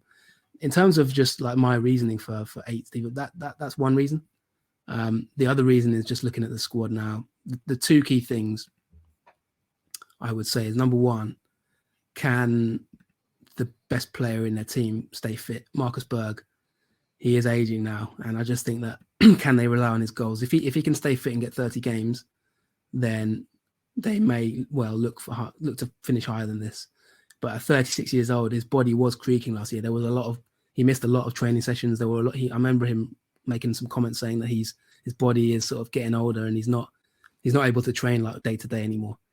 He has to pick and choose his training sessions, and just an extra year under his belt. I mean, for me, it was pound for pound one of the best strikers in the league, maybe along with Jeremejeff and Antonsson. But 36, it becomes a bit of a slog, doesn't it? He's no spring chicken anymore, is he? No, I mean, we'll talk about their squad in a little bit, but I mean, you as a fan, you probably agree with me, wouldn't you? I generally, you know me, I prefer youth. I think you do need a bit of experience as well. And, but you can't be relying on someone that old to be starting regularly all the time. I saw his price in fantasy was quite high. What do IFK have to do? They're a really tough team to predict. We don't know if there's going to be a full-time manager come in at some point this season. What do they need to do on and off the field to sort of just make some progress towards that top six? Yeah, it's a great question. And with IFK, every year it's almost slightly different. It's always, that star going 4 weeks before the season. It's always, I feel like IFK, they always get not always, but in the last sort of 4 or 5 years, they get their timing wrong quite often. Do you know what I mean? Like when to get rid of a manager, when to start a new project. They went through the sort of like, they went for the young coach, upcoming coach. Obviously, went to Barnsley in there, wasn't it? In the end, it didn't quite work. They went for this sort of nice attacking style, didn't they? From Gissundsson, they took Gissundson's coaches and tried to play that possession style. Didn't maybe give it enough time. They went for the experienced manager, Roland Nielsen, gone back to Mika Star. They signed Marek Hamzik, isn't it? 1 minute they wanted youth. They announced this big thing about youth. Then they signed Marek Hamzik, who sticks around for 2-3 months to get himself fit and then leaves for Turkey. Like every year, there's sort of one new storyline that pops up that, you're not entirely, there's not one vision that you just say, right, this is where they're going and they're going to stick to it for 1 to 2, 3 years. The only thing you can guarantee with the IFK is that they have an amazing academy and they're always going to produce talent from that academy. And that has really got them out of jail a lot of times in the last few years, because I think that without that, they could really well have looked at relegation at one or two times in the past few years. They were close to it once or two times, weren't they? In terms of the squad, an academy player is back, of course, Pontus Dahlberg, formerly at Watford. He's 24 now, but he'll probably be the number one goalkeeper. Warner Hahn has left. I really liked Hahn. He fell out with the club, and I thought it was a shame, really, because for the first half of the season, I thought he was outstanding. He's gone to Japan, and Dahlberg came back mid-season, and it was a bit weird. It was kind of like what Hahn just sort of lost his place, and I felt a little bit sorry for him, to be honest. I wonder exactly what went on there. If you look at the defence, I mean, you've got 37-year-old Oscar Wendt, you've got 33-year-old Salomon. These are all players who have been at IFK. 29 years old, Sebastian Olsen's the main signing. He's back from St. Pauli. He hasn't had a club for 6 months. The main man in defence, Johan Bangsbo, he's got big clubs looking at him, linked with Liverpool, Bayer Leverkusen, Feyenoord. He's only 20 years old and he's going to be a talent to watch. They've lost Carl Johansson. Matthias Bjartmeier has retired. Actually, he started a podcast. So we may have a rival podcast. Him, former guest Tobias Hussein, and I think it's Pontus Wernbloom, is it? 3 former IFK players anyway have started a podcast together, and they're gonna. I might even ask. Maybe they might get you on as a guest. I might ask him for an invite onto that. Pontus Wernbloom, I think it is. They played together. They've got a new pod that was announced. So good luck to them if they're listening. Tobias, obviously, one-time guest. He was a great guest, wasn't he? Midfield, they signed Elias Hagen, so I'll ask you your thoughts on him in a minute. Ex-Buda Klimt, 11 assists, 5 goals in 78 games. They've got a midfielder I quite like called Abundance Salau from Ivory Coast, ASEC Mimosas. He played quite a bit last season, and I quite like the look of him, actually. Simon Turner is the breaking news. He's just left to Värnamo, which is a massive signing, I think, for Värnamo. The 30-year-old, he's experienced. Gustav Norlin will be relied on for goals. Adam Carlin has come in from Degerfors. Anders Tronsen has come in, I think, from Trabzonspor. He's played 162 times in Elite Serien, Steve, so you can tell me about him as well. The big name I'm looking forward to watching again is Hussein Karnil. He was in my 10 to watch. He apparently has got a new position this season, might be a number 10. I think he's one of the best young talents in the league, and I'm excited to see him play. But they've lost Hossam Aish, Kevin Jakob, Amir Alamari, a few others as well. Tobias Sana, obviously, he's already left. Eric Sorga barely played. So I don't think I'll miss some of the players that have left. Emin Markovic up front. It's going to be a lot of I think, Steve, the three players that are going to have a huge responsibility on them this season, and that they will determine the season for me for IFK: Marcus Berg, Eman Markovic, obviously who they signed from Norrköping, who did weigh in with a few goals, but he's only 23, and Suleiman Abdullahi. Now, he didn't put up any trees, signed from Union Berlin. He hasn't played much football at all for the last year or so, but he came in mid-season, 8 games, no goals. The jury's out for me, but he was like the big signing that was supposed to sort of maybe take the burden off Berg. Those three, and if they can, where can they get the goals from is my big question. Let's hope Marcus Berg stays fit because he's a top player, but I feel like this could be his last season at the top level. Yeah, I think it's going to be a season of ups and downs for IFK.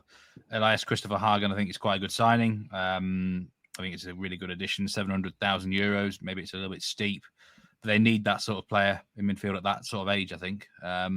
He will do well for them, I personally believe. But yeah, I think there's going to be ups and downs, certainly, with IFK. And this club needs to get back in contention for the title race eventually. You know, they've won cups, but they need to be. I mean, the minute Häcken are the team from Gothenburg. So this is not the greatest of times for IFK, and I feel like it almost needs to be a medium to long-term project. Well, let's see how they get on this season. 8th place prediction for Jonathan Fadugba. And we're going to move now into the bottom half of the table, and starting with a team in the Swedish Cup final, Mjällby, who, they're very interesting team. I quite like them, I must say. Now, normally with this sort of side who are known for defence and not many goals, I would say switch off and don't turn in. However, I've got to say, tactically, this team has been a brilliant watch over the last 2 or 3 years. Is the same sort of trend going to happen again? Well, it's a bit like when you play the IFK Göteborg anthem. There's a gleam in your eye whenever Mjällby get mentioned, Steve. I think if IFK and Mjällby had a playoff game, it would be for sort of the Steve Wyss Cup. Mjällby AIF are my tip for 9th place. I said to you before we started recording, before the match, treating this like a cup final. I said to you before we started recording that I deliberated long and hard about should I put Mjällby actually higher. I did consider them 8th and 7th. And I do feel like they could be the dark horse to maybe finish top half. But I've just gone for 9th, just below IFK. I feel like they could finish above IFK, actually, and I may come to regret that, but we'll come back to that. Obviously, cup finalists, they've got their old manager, Anders Torstensson. And if you haven't listened to the Anders Torstensson episode of the Nordic Football Podcast about a year and a half ago or so now, I would urge you to listen to it. It will give you all the insight you need into why we like Mjällby, because I think the episode was called Military Mastermind, and he has masterminded them to the cup final. Torstensson, don't forget, this is the man who nearly broke the Allsvenskan all-time record for consecutive clean sheets in a row. I think there was 17 minutes away from doing that. Had an amazing clean sheet run, and the one thing you can guarantee with Mjällby under Torstensson, Steve, I mean, even with Brandstrom, but with Torstensson as well, they are going to be well drilled. They're going to be disciplined. They're going to be hard to beat, as they've proven in these cup games. I mean, beating some of the teams they beat to get even to the final is really, I mean, the semi-final, nobody expected them to win that one, did they? And they pulled out a solid victory in Torstensson's classic style. If you look at the sort of players they've signed, they've been quite active, actually. There's a lot of ins and outs. So I think their sporting director will have had a busy few months, that's for sure. I'll just go through some of the signings. Alexander Lundin from Brommapojkarna, he'll be a reserve goalkeeper. He's 30. Tom Pettersson, we talked about him a few times. I remember Sean Constable going into a big spiel about Tom Pettersson once on the pod as a guest. He signs from Lillestrøm on a free transfer, ex Ostersunds. Obviously, that's where Sean knows him. Colin Rosler, the son of Uwe Rosler, formerly Man City Academy. He's joined on a free transfer. He's a sort of solid centre-back. Arvid Bråsen signs on a free from Ogrita as well. He played 35 games for Örebro in the past. He's only 23. Isaiah Eje, they seem to recruit quite well from Nigeria. He's a 20-year-old who impressed on trial and has got himself a deal. They've still got Noah Eiler and even Krisak, despite losing, obviously, Gracia as a big loss at centre-back. But I think between Pettersson, Rosler, and maybe Krisak and Eiler, I think they potentially have got enough. Then In midfield, they've got Noah Pearson. Obviously, he already played for them last year, but he's actually got a big move to Young Boys Bern, Steve, for €1 million. They've sold him and loaned him straight back. Promising wide player. He can sort of play left-sided sort of forward, or can sometimes play as a forward. 1 goal, 3 assists in 29 games last season, but he's got a big move to Switzerland, of course. They've got Jesper Gustafsson, Victor Gustafsson, obviously Loftus. Otto Rosengren is a really top young talent at 19. Imam Yanyi, someone I really like. We'll talk about him in the future, but don't forget he went to Everton's academy. He was someone we had as a player to watch once. Didn't work out for him at Everton, and he's back in Sweden now, and I think that's a good pickup for him. I mean, Everton paid €1.5 million for him, Steve, back in the day when he was at Häcken. So let's see how he gets on as a 19-year-old, if he gets minutes. They've signed a kid called Elliot Stroud from Oddevold as well. Then up front, they've got Herman Johansson as well, who, by the way, he's someone who should get a lot of minutes. Then up front, they've got Silas Nwankwo, who I thought had a really good season, 8 goals in 28 games. Mamadou Mora is still there. He's sort of a reliable squad player, good customer to have in his squad. He can weigh in with an important goal here or there. And then the sort of main signing probably is Alexander Johansson from Varberg Boys. 6 goals, 3 assists last season for Varberg, and he got 4 and 4 in the cup. So could he be a dark horse, maybe a late bloomer? He's joining a free transfer. More of a sort of wide player at times, but seems to be being played as a striker under Torstensson, so one to watch. Obviously, the loss of Bergstrom is a big loss, I think, for the dressing room.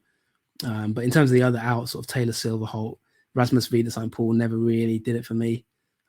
So I don't think they've lost too many that they're massively missed. Jet Meheliti is one. Obviously, he's gone back to AIK. I think he's a bit of a loss. But all things considered, the squad is looking in pretty good shape. You know exactly what you're going to get from Mjällby. I must say they're probably one of the most predictable teams in the whole league. I'd imagine at the end of the season, they are the team that's going to have the most under 2.5 goal games. Actually, I lie. Halmstad are going to rival them for that this year, but they're going to be quite solid. But one thing I like about them, their matches don't contain many goals, but they are so well structured. There's a clear game plan. They're not sort of a time-wasting merchants, things like that. They have a tactical setup and they counter-attack brilliantly. They've been good from set pieces. Anders Torstensson was one of my favourite ever interviews that we've done on the Nordic Football Podcast. I wish I'd been part of it. I hope one day I can maybe get on, get involved. Get him on the show again, maybe, and I want to be involved. He loves his golf. I'd love to have a round of golf with him. I'd take 9 holes with him, actually. But I really hope they do well, and good luck to them. Obviously, in the cup final, you think in 9th place, you're basically thinking themselves and all the other teams we've obviously talked about so far. You're thinking they're going to be safe from relegation. Yeah, and you've made some good points there, Stephen. And yeah, that's my rationale. I mean, if you look at it, Steve, at the end of the day, you've got the teams around them, sort of IFK. Obviously, we haven't spoken about one or two of them. That's the Norrköping, Värnamo, Sirius, Elfsborg. Mjällby are just sort of team that they'll be. You're in for a game with Mjällby. I don't think there'll be many games that they get a whooping. Do you know what I mean? I don't think they'll take 2. I can see the likes of your IFK. I can see the likes of Sirius. I can see the likes of Norrköping on an off day getting a bit of a beating. But I just can't see that from Mjällby. They'll be competitive in almost every game they play. I think the only thing that might change this prediction, Steve, is if they actually won the cup and got into Europe, because that would be some drain on that squad. Yeah. And in terms of the finances, they just do not have the finances to maybe go and sign 3 or 4 players on big money. So that's the only if. But let's be honest. I mean, they're not the favourites for that cup final, are they? So I think they'll be a really hard team to beat. And you're right, they won't score many goals, but they won't concede many either. And I think you're in for a tough game when you play Mjällby. Okay, well, let's now talk about the team that you've actually got in 10th place. And this might seem a little bit low, perhaps, for some people. Very difficult side to predict over the last few years, I must say. Quite an exciting side. Often seem to be a bit of a mess off the field. Be interested to see if they've changed that a bit, Jonathan. And that team is Norrköping, of course. 10th place prediction here for you. Take us through how they are shaping up heading into the 2023 campaign. Yeah, well, anyone who listened to the podcast last season, the season preview, you might remember that I was really quite down on Norrköping, and I got it right, didn't I? Nobody really predicted it last year. I think you nailed it. Yeah, I think last season the media had them in 6th, and I had them the season before that they'd finished 10th, and 7th, and I predicted them in 10th, and I think I raised a few eyebrows, but I ended up being sort of pretty spot on, wasn't I, Steve? More or less. They actually finished even lower. Did they finish 12th? It was a poor year for them, wasn't it? No doubt. Yeah, a really bad year. Obviously, they went through Rickard Norling, got a new manager in. I mean, they had off-field issues, and I think the first place to start really is Christopher Kazani. Fantastic to see him, I think, back in training and back. I think he played a game. 27-year-old, it was confirmed that he suffered a brain tumor. I don't know if you remember the beginning of last season, Steve, he was out for an undisclosed period, and there was a lot of really worrying comments, and it was really like the squad was really massively affected. They nearly postponed, I think, one of their games because they were so shocked about what the diagnosis and everything when they found out. It was kept private for a while. Him coming back is really nice, and obviously as a human story, I'm so happy to hear that he's kind of maybe on the mend. But that maybe knocked them a little bit as well. They got a new manager in the form of another Danish coach, Glenn Riddersholm, another former Midtjylland coach. Midtjylland seem to be sort of coming up in Sweden these days, don't they? He won the league with Midtjylland in 2015, and he's won the Danish Cup as well with Sonderriska in 2020. So he's an experienced coach who replaced Norling. Came in mid-season with a bit of swag about him. I remember him on the touchline, Steve, in 1 or 2 games, sort of giving it. I think it was a Malmö game away to Malmö, where he was properly on the touchline, Steve, like, just like, a manager, a bit of like Neil Warnock style, kind of just like really going at the opposing coaches and stuff like that. He wasn't backing down, which I quite liked.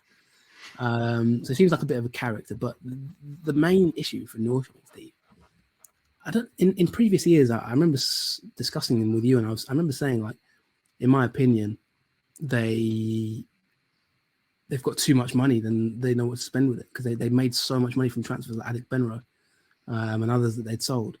But actually, Steve, they've had a real issue that they sold a lot of their players to Russia. And I mentioned it, early in the show, that they haven't been paid for a lot of their transfers, and that's actually led to a bit of a financial crisis. They still owe quite a lot of money on transfers that they sold. Their former, chief scout was really good at selling players. Their sporting director. But they haven't been paid, and unfortunately for Norrköping, it's knocked their finances, it's knocked their ability to, work their way in the market. So yeah, really bad season in general as well. The player recruitment was all wrong last year. They lost Adik Benro and didn't replace him. They lost like the likes of Bergman Johannesson. They've gone through a lot of top players in the last few years, and it continued, didn't it? Last season, Steve, they lost Ishak Abdul Razak, went to Anderlecht for 3 million euros. Like I said, they're making money. They've lost Jonathan Levi now this winter. He's gone to Hungary for 600k. He will be missed. They've lost Victor Ogardis has gone. Linus Valquist has already obviously left. He's gone to Poland. Godsvillik Polo's left. Dargestal obviously left as well. He was on loan. So they have lost again quite a few names. Markovic has obviously gone to IFK, as I mentioned earlier. Lucas Lima's left. So there's a lot of names out. But I think there was 1 or 2 reasons for optimism. I think some of the recruitment has been quite good. I like the signing of Yaya Kali. He's back from Groningen on a half-season loan, formerly IFK man, and was at Malmö, I think, as a youngster. Isaac Siwan Kambo, your man, he has joined the club, but he's unfortunately picked up, I think, quite a bad injury. They've got 1 or 2 players like Daniel Lee, John Carlos De Brito, hopefully back from injury, to look out for. Marco Lund isn't a bad player.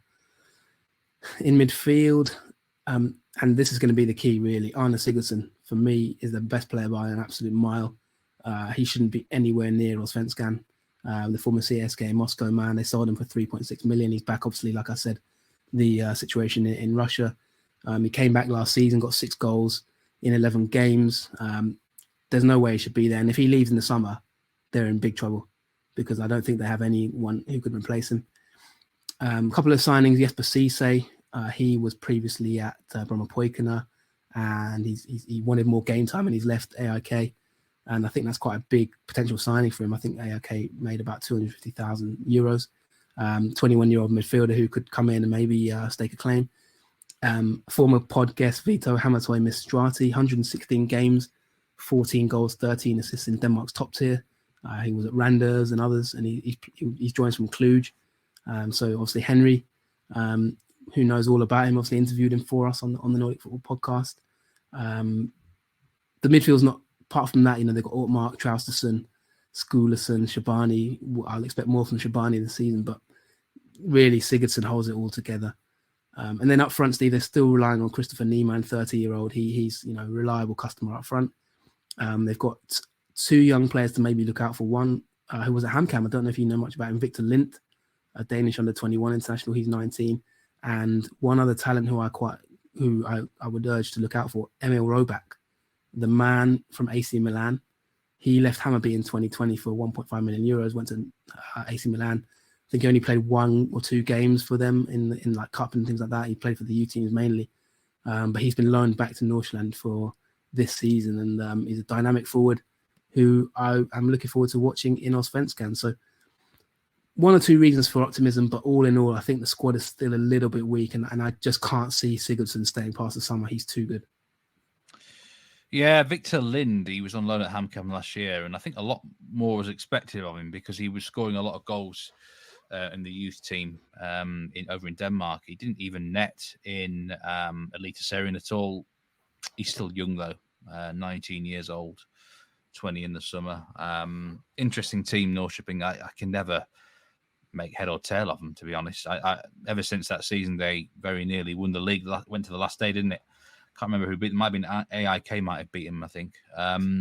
But yeah, I mean, 10th place, he's predicting.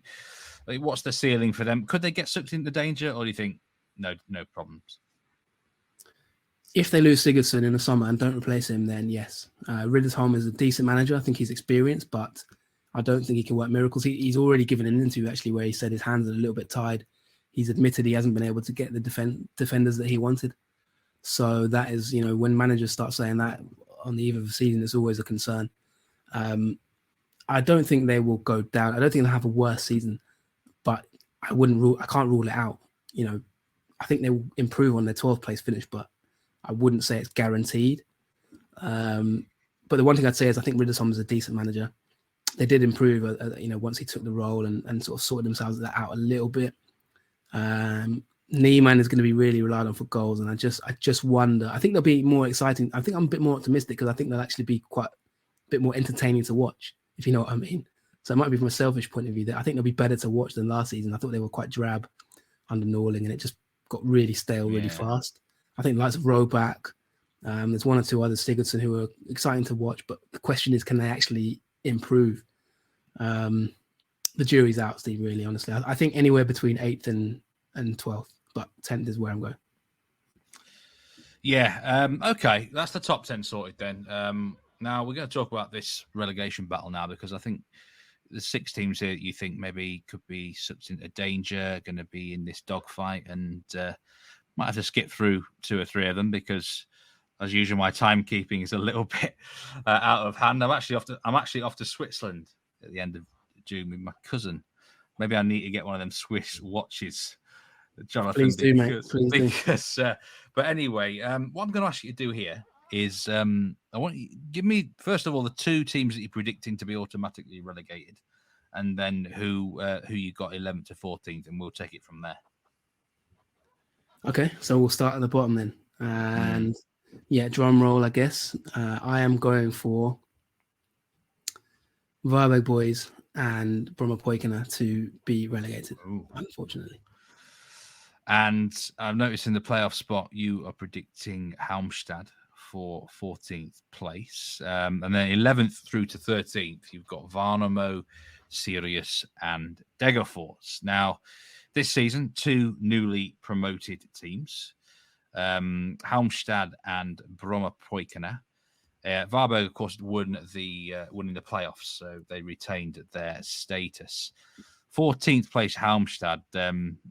I remember the last time they were in the league, you had a little bit of a soft spot for them, didn't you? I absolutely hated them because they were one of the most boring teams I've ever seen in my life. I looked at the stats for this 25 out of 30 games ended under 2.5 goals the last time they were in the Allsvenskan. But they come back the first time of asking, and their matches averaged 3 goals per game last year. Do you think they're going to revert to their old ways of just trying to draw matches, Jonathan? You clearly think they maybe just got enough to certainly avoid automatic relegation. Yeah, last season you were a massive hater, or the season before that, sorry, for Halmstad. No idea why, because you do like sort of defensively solid teams like Mjällby. So yeah, you were not a big fan of them, but I was. I liked what they did. However, they will struggle this year. It's going to be a tough season for them. But I have them to maybe just edge just sneak into that relegation playoff. Now, one of the reasons, obviously, I think the manager's still there. He stuck around, Magnus Hägglund. Many managers have, many clubs have changed manager, but they believe in Hägglund, and he's got the continuity and sort of done.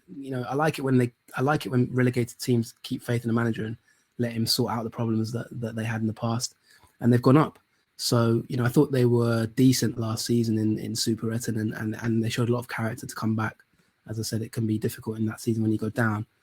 They have an aging but notoriously solid defence. I mean, they've got a 30-plus defence. They've even got a 41-year-old in there, Steve. But they're the best defensive record in Superettan last season, 2022.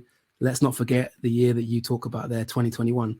They had the second best defensive record in Allsvenskan in the entire league. Only AIK had a better defence in that year, despite going down. So that tells you that, as you mentioned, it's defence first.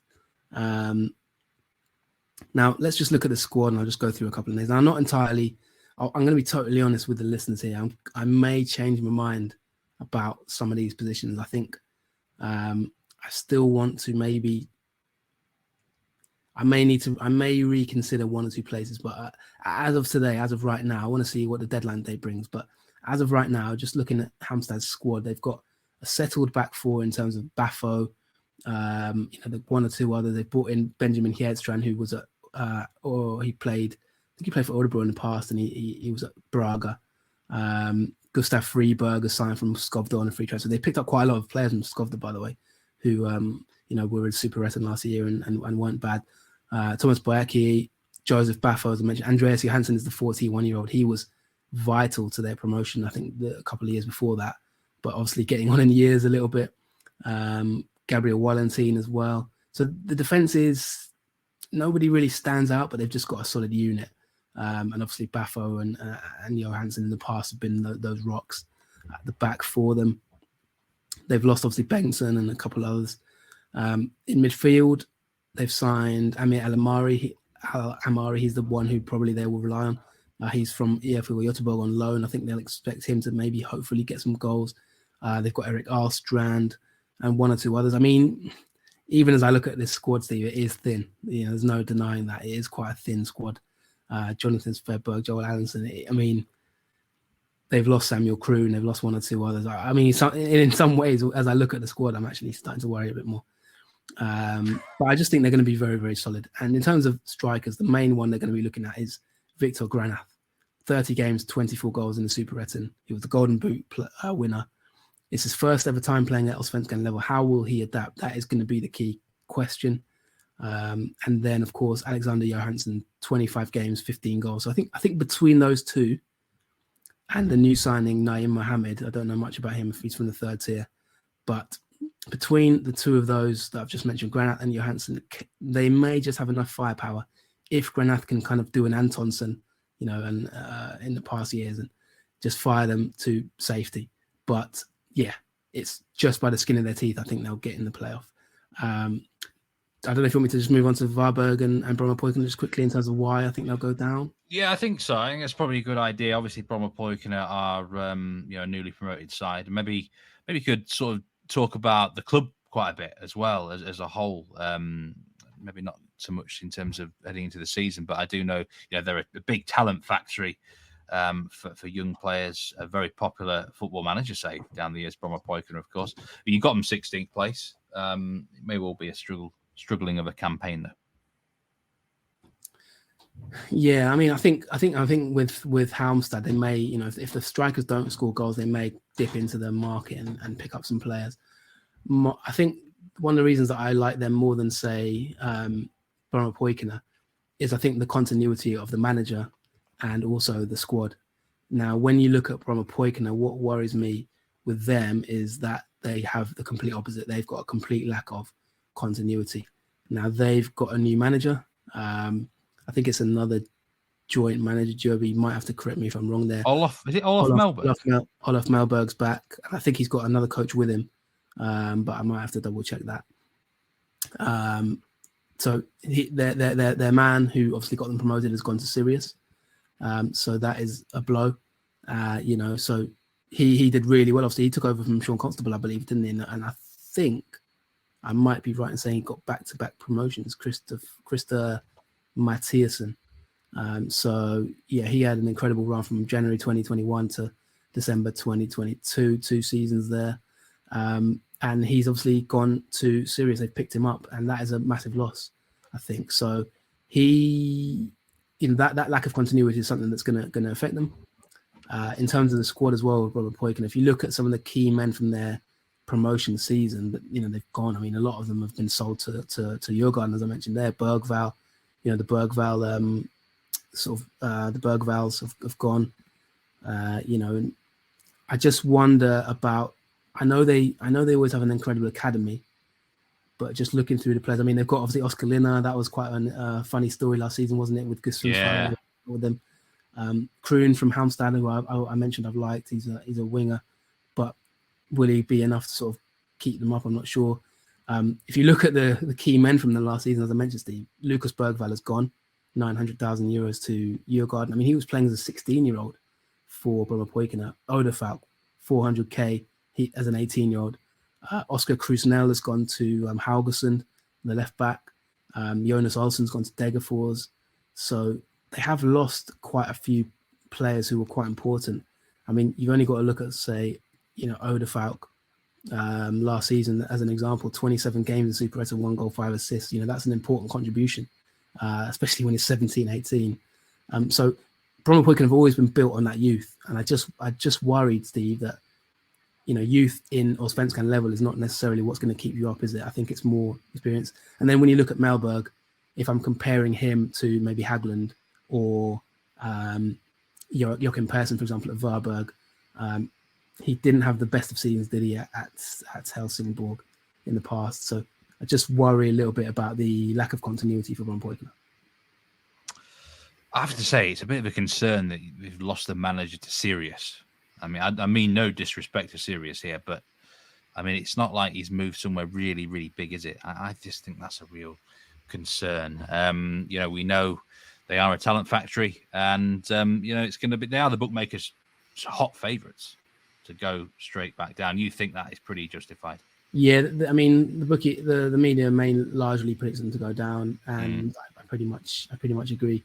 I think they're going to need. They're not a club that spends a lot of money either, because they've got probably the best academy in Sweden. They will find some top talents, and it wouldn't surprise me, Steve, if in a 6 months' time or 3-4 months' time, we're talking about 1 or 2 of their players. Kevin Ackerman's a player that I really have liked throughout his career. I remember watching him at Häcken as a youngster. He went to Fiorentina, had heart issues. Someone like that might emerge and take the league by storm, but they just don't give me that feeling that the gap between Superettan and Allsvenskan, sometimes you can get caught, and I just wonder if it might be a little bit early. When you have back-to-back promotions as well, Steve, it's, sometimes there's a kind of, you've gone above your, you've almost gone too quickly, if that makes sense, to be able to adapt. And that's my worry with Brommapojkarna. Simply as well, just because the other teams I've got in that area, Degerfors, I think, are stronger than them. I think that Värnamo are stronger than them. I think Halmstad, like I say, have got the continuity. And even Varberg, I just think, are slightly stronger than them, all things considered. So that's why I've got Brommapojkarna, unfortunately, to go down. And going down with them, you're thinking Varberg boys, 15th place prediction. I was actually going to have a look at them myself ahead of this particular season, because I can never really get a grip on this team. But, I mean, it's an absolute mess, isn't it? If you look at the squad, I mean, the ins alone just this season. at some point you got to feel, and it feels like it's like this every single season, Jonathan. At some point, this is going to bite them, surely, where there's just way too many squad changes. The squad itself doesn't know whether it's coming or going. They survived by the skin of their teeth last year, and this time it might not be a case of being on the lucky side. Yeah, I mean, I'm not even probably going to do a season preview on this one. I'm just going to read you some comments, right? Yeah. I'm going to read you Joachim Persson's comments, right? 14 players have been... Okay, so just for the context. Varberg have lost 14 players, right? Last season, they finished... where were they last season? 14th, right? Just narrowly by the skin of their teeth survived in the division. 14 is the sort of magic number, isn't it? They've lost 14 players, Steve. And they've signed 14 players. They've got 43-man squad, right? 43? 43-man squad. Now, this is what Joachim Persson said. We will be better this year because we have a significantly better team. We've got more options. Well, you can say that for free. We've got more hunger, and we've brought in players who are really good. Then we brought in a few more players who were in a training camp in Spain. And he's talked about a little bit about the preseason. So the interviewer asks him, right, who should we look out for this season? And this is the key answer, Steve, that tells me that they're going to be relegated. His answer is, I don't know. I could name you 7 or 8 names. Now, I'm sorry. You've signed 14 players. And he then goes on to list literally about 9 players that he thinks could break through this season.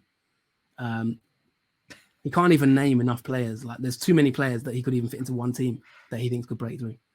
Now, he is a good manager, don't get me wrong. And, last season they were tipped for relegation and they used 30 players. And he said that,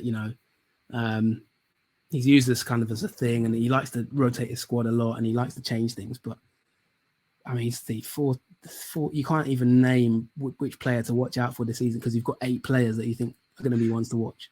That just tells me that you don't know you're not sure what your team's going to be. In terms of sort of key names to maybe look out for, Ismail Lushaku is one. Luke Leroux maybe could be one to look out for as well. But I mean, I don't even know which players are going to start. They've been pretty up and down in preseason. They've had some sort of shock defeats and things like that. I think it's fair to say, yeah. 30 plus players have been used in preseason. He's mentioned 11 different players that could break through in 1 year. So I don't know what the team's going to be. You don't know what the team's going to be. The manager doesn't know what the team's going to be. You've got 43 players in a tiny little dressing room. And I just wonder if this is the year that time runs out for Varberg in terms of, are they a little bit on borrowed time? Could be wrong. Could get it completely wrong and have egg on my face. But, I mean, I just don't see any continuity. I don't see any shape. And I think this might be the year it bites them. I've seen instances like this in leagues across the world. And if it goes wrong, it can actually go badly wrong. And you can end up rock bottom if you're not careful. But yeah, it feels like they've been walking the tightrope for a while. This might be the year that they get found out. Let's talk about Värnamo now. You've got them in 11th place for this season as a prediction. I've got one big question here for you. How on earth do they replace Marcus Antonson's goals? Because, I mean, looking at it, 21 goals last year at a team that generally did all right, but did struggle. He scored an unbelievable percentage of his team's goals. How do they replace that? And, 11th place, I was a little bit surprised that you had them finishing so high here, Jonathan. I'm intrigued. Yeah, last season 10th. I've got them one place below this season. It's a 50-50 with Värnamo. And you're right, the amount of goals that Antonsen scored, I mean, ridiculous number of goals. He's obviously done well to get a big move to Saudi Arabia. He's 31 now, and I think he's earned that move, to be honest. Go and earn some money and, provide for your family. I don't think anyone can begrudge him that. 20 goals in 30 games in Allsvenskan last season, an incredible record for a newly promoted side who'd never played in Allsvenskan. He really was the talisman. It's a really good question. See, how do they replace the goals?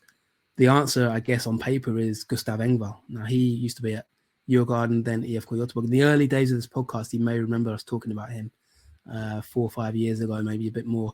Then he left for Bristol City. But he's never really hit the heights of what was expected of him, I'll be honest. He's 26. It's a bit of a gamble from Värnamo. I think they don't have a huge budget, and I think they'll have had to be really smart with their recruitment. And this could be a smart signing because he did do it at Allsvenskan level for Diff and IFK to a certain extent, but he's not been that prolific. I mean, he's been signed for an undisclosed fee actually from Mechelen, so they've actually let him go. But 40 games, 2 goals in Belgium. Now that does not sort of fill you with confidence, but the reason that I've got them to stay up, Steve, is simple. For me, they have one of the best coaching teams in Sweden, led by Kim Hellberg, and I believe strongly in him to be able to pull something out of the bag for them. And David Salini, of course, shout out if he's listening. Obviously, he's one of the assistant managers there, and he joined us on the podcast last year and really gave a great insight into Värnamo and how they work. And I just think that the coaching they do and the way that he improves players, that the manager there, I just think anyone they sign will improve. So even though Engvall's got, like I said, that goal record, 2 and 40 in Belgium, just something tells me that they might be able to just get a tune out of him and turn him into sort of like a 10, 15 goal striker at this level. He's still young enough and he's done it before. And that's just where it's maybe a gut feeling. In terms of new signings, Marco Bustos has come in from Pacific FC. He's got 6 caps for Canada. He's a right winger. Oscar Johansson will be relied on a lot. He's 28 games obviously last season, 6 assists. Wenderson, I think Zelkovic will be relied on a lot. He joined last summer obviously and did okay in the second half of the season. They signed Albion Ademi on a season-long loan, I think from Diff, and I think he's got a bit of potential about him. 24 years old. Defensively, I mean, obviously they've lost Tihi. I think he's a top player, so I think they'll miss him. But Bernardo Villa will probably come in, signed from IFK. Back end of last season, he used to play for Värnamo, of course, before the move to IFK. So they've still got players like Netinho and a few others that they've, René Grund and Freddie Vince and players like that. And I just think that all in all, the squad is really light and small, but my feeling is that the management team there will be able to get enough of a tune out of them to keep them up. But I think it will be harder this year just because teams will be a little bit more prepared for them now. Yeah, it could be a case of second season syndrome, but I agree with you. Sometimes the coaching set up at a club or a team is definitely something to consider and is worth several points in a season. So, I get your point now where, 11th place, they might get sucked into trouble, but yeah, interesting team, Värnamo. Quite a small club and one that have done really, really well last season. Gustav Engvall actually was at Sarpsborg on loan last year, and I think he only scored 1 goal. But I'm with you. I think there's a player in there. He gets into good positions. I just wonder if a bit of better coaching and maybe a bit of better man management, self-belief and stuff, confidence might just get him. I could see him getting close to double-digit goals if he continues to get in the right position. Yeah, I think that. I mean, the only just on that as well. I agree with you. I think that there's a gut feeling there that tells me that they'll get a tune out of him, just like they did with Antonsson. But the one thing I would say, Steve, if they lose Hellberg, who will be coveted, I think I could see him getting a top job in the next year and a half or so. If they lose him at any point in the season, then it could be a game changer. So keeping him is key because the budget there is really, really small. Couple of teams to talk about then. Sirius in 12th place. The new manager coming from Brommapojkarna has done really well there. Maybe a little bit of a surprise he hasn't stayed at Brommapojkarna, but I might tell you something that he felt that it was right to move on. Difficult team, Sirius. I looked at their transfer ins and outs. Not too much going on with Sirius. What can you tell us about them briefly? Yeah, you've missed out the IK. You're using abbreviations on these graphics, aren't you, Steve? I think might be 1 or 2 fans who might not like that too much. But IFK Sirius. I don't have huge. I mean, I'm going to be quite brief on them. I'll be honest. Not a huge amount of changes. I think the new manager, he did excellently, and I think that is something that will stand him in good stead, which is why I have them a little bit higher. I think he'll be able to get from what I've seen at Brommapojkarna anyway. I think he'll be able to get a tune out of them enough to maybe keep them in the league. but I don't expect like a vintage season for them. And I do think they're starting to enter that category of like potential relegation candidates if they don't just maybe buck up their ideas a little bit. I feel like they're drifting slightly. You remember the Restron team, they were so good that year. The likes of Yuya Sugita, Stefano Vecchia. They had a really good squad at one point. They've still got some good signings, Steve. I mean, Tashreeq Matthews, I think that he's got something in him. Al Sanati, I think, is a player. I mentioned on the last episode about him. Saw him as a youth team player, and I think that from AFC Eskilstuna, I think that could be a little bit of a smart piece of business.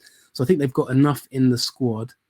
Paka Lagermeer's there for me, of course. Still, he's 26, a lot to prove. Dennis Bidkren, obviously experienced at the back there. Volkleb Persson, De Grassa, Matisse, and they've got a decent spine. But I'm just not convinced that they really, Mjällby sort of beat them in the cup, and I thought they were a little bit flat. I'm not convinced they're going to really pull up many trees. Silly Sufai has still got a lot to prove for me. Kwaku is going to be the main man again. His goals are going to determine everything, really. And I just wonder if Kwaku actually might get a move in the summer. He's only 27. And I just wonder if he might fancy making a leap, maybe to a bigger club. So that's one to watch. But yeah, I'll keep it brief with them. That's pretty much my feelings in a nutshell. Matteson is a highly rated coach, and I think Sirius they've done well to get him. So that gives me a little bit of confidence in the sense of I think they can maybe hit that 12th place. I think maybe Degerfors, who I'm going to speak about in a second as well, might maybe feel like they could finish one place higher, a couple places higher maybe. But yeah, I think Sirius are in for a season where they fight towards the lower end of the table. Yeah, Degerfors, the final team we're going to talk about in this season preview. A team that you've often predicted to go down, actually. But this year you've got them in 13th place. They had a great run, didn't they? Back end of last season. In fact, both of the last two seasons, they seem to finish the season really strongly. In the first half of the campaign, they've kind of looked like relegation fodder quite a bit, but managed to pull themselves together, Degerfors. What do you got to say about them to round off this season preview? Yeah, I'll keep it very brief. I think we're running maybe a little bit out of time, but in short, I think they will have enough to survive, but it's going to depend on players like Campos and Vukijevic up front, and how quickly the new signings gel. They've signed a lot of new players. I was really down on Degerfors. I mean, if you listen to the first sort of 3 or 4 episodes of last season, you'd think I sort of have something against Degerfors.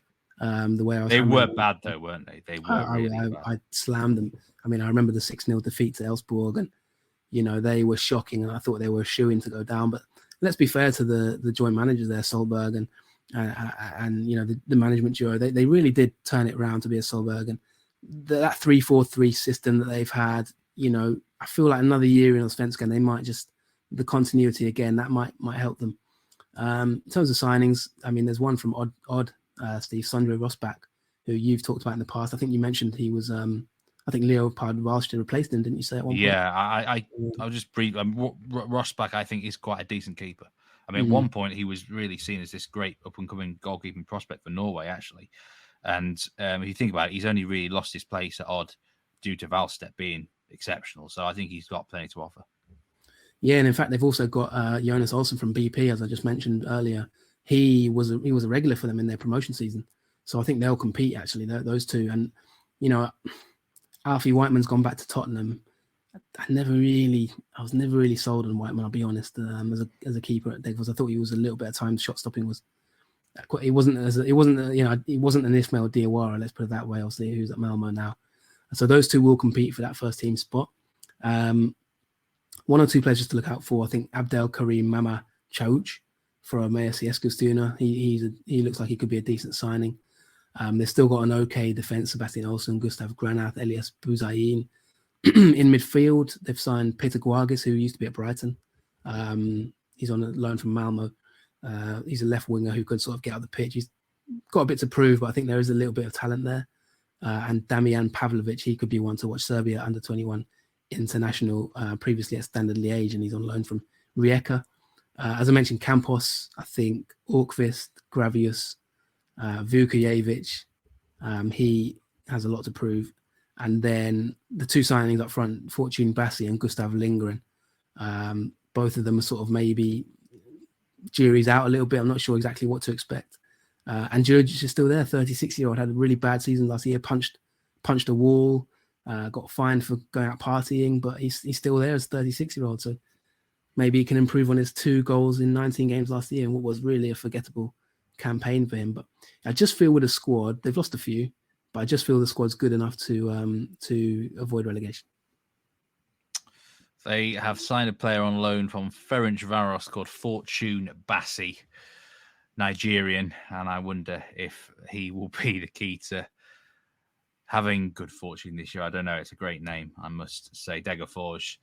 Quite enjoyed some of their football, actually, last 2 years at times, certainly when they've pulled themselves together at the end of the season. So that is it. That completes the season preview, Jonathan. You've done magnificently to get through this. And if you are still listening with us, you've done a great job as well.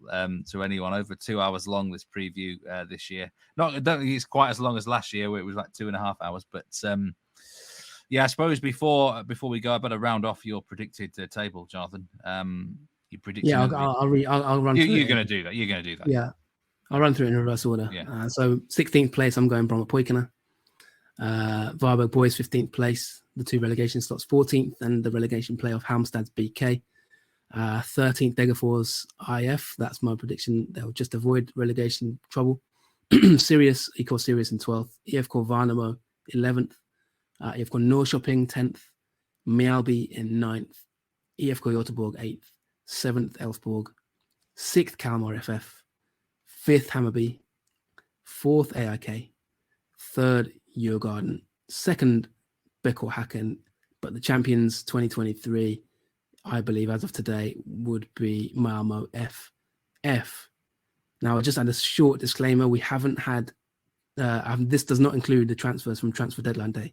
So if some big sign comes up in the next 12 hours, we'll talk about it next week, I guess. But as of deadline day, that is my predicted table, Steve. Brilliant stuff, Jonathan. The season starts this weekend, the 1st of April. The fixture generators have had a bit of fun here, haven't they? Malmo against Kalmar. A tasty fixture first up for there.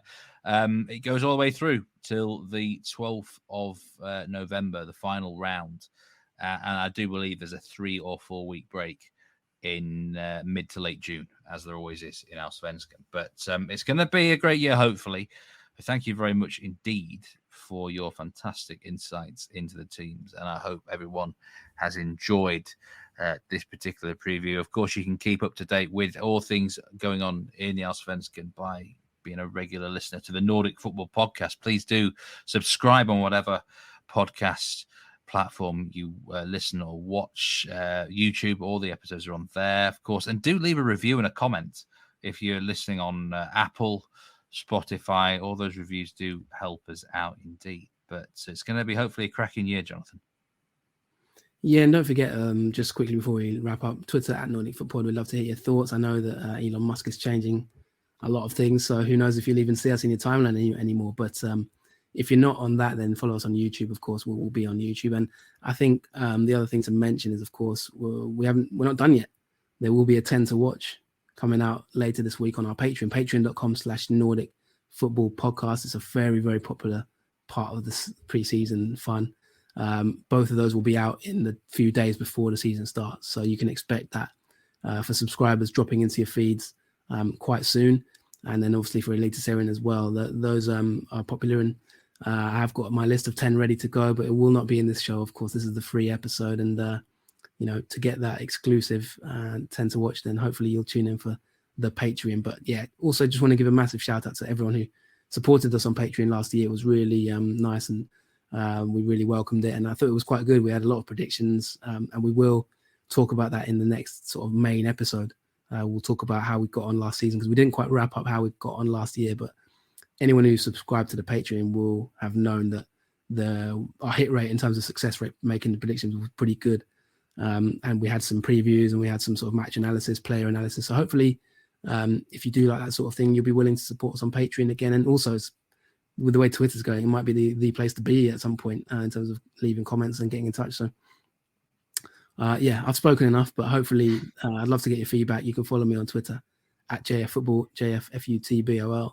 I'd love to hear your thoughts. Obviously, we'll do this for the listeners, and I hope that you get some value from this. And I'd like to hear what you think about my predictions and the players and things like that. So please feel free to drop me a message and let me know what you think. Yeah, you can follow me as well at Meatman Soccer on Twitter, and always anytime tell me what you think about the show and anything about life in general, actually. But yeah, it's been a mammoth show as always, Jonathan. It's been brilliant stuff. I hope you've all enjoyed it. Stay tuned for the Itinerary season preview, which will be out in probably about a week's time. But yeah, until then, stay safe, take care, everyone. Thanks very much for listening, and we'll see you next time.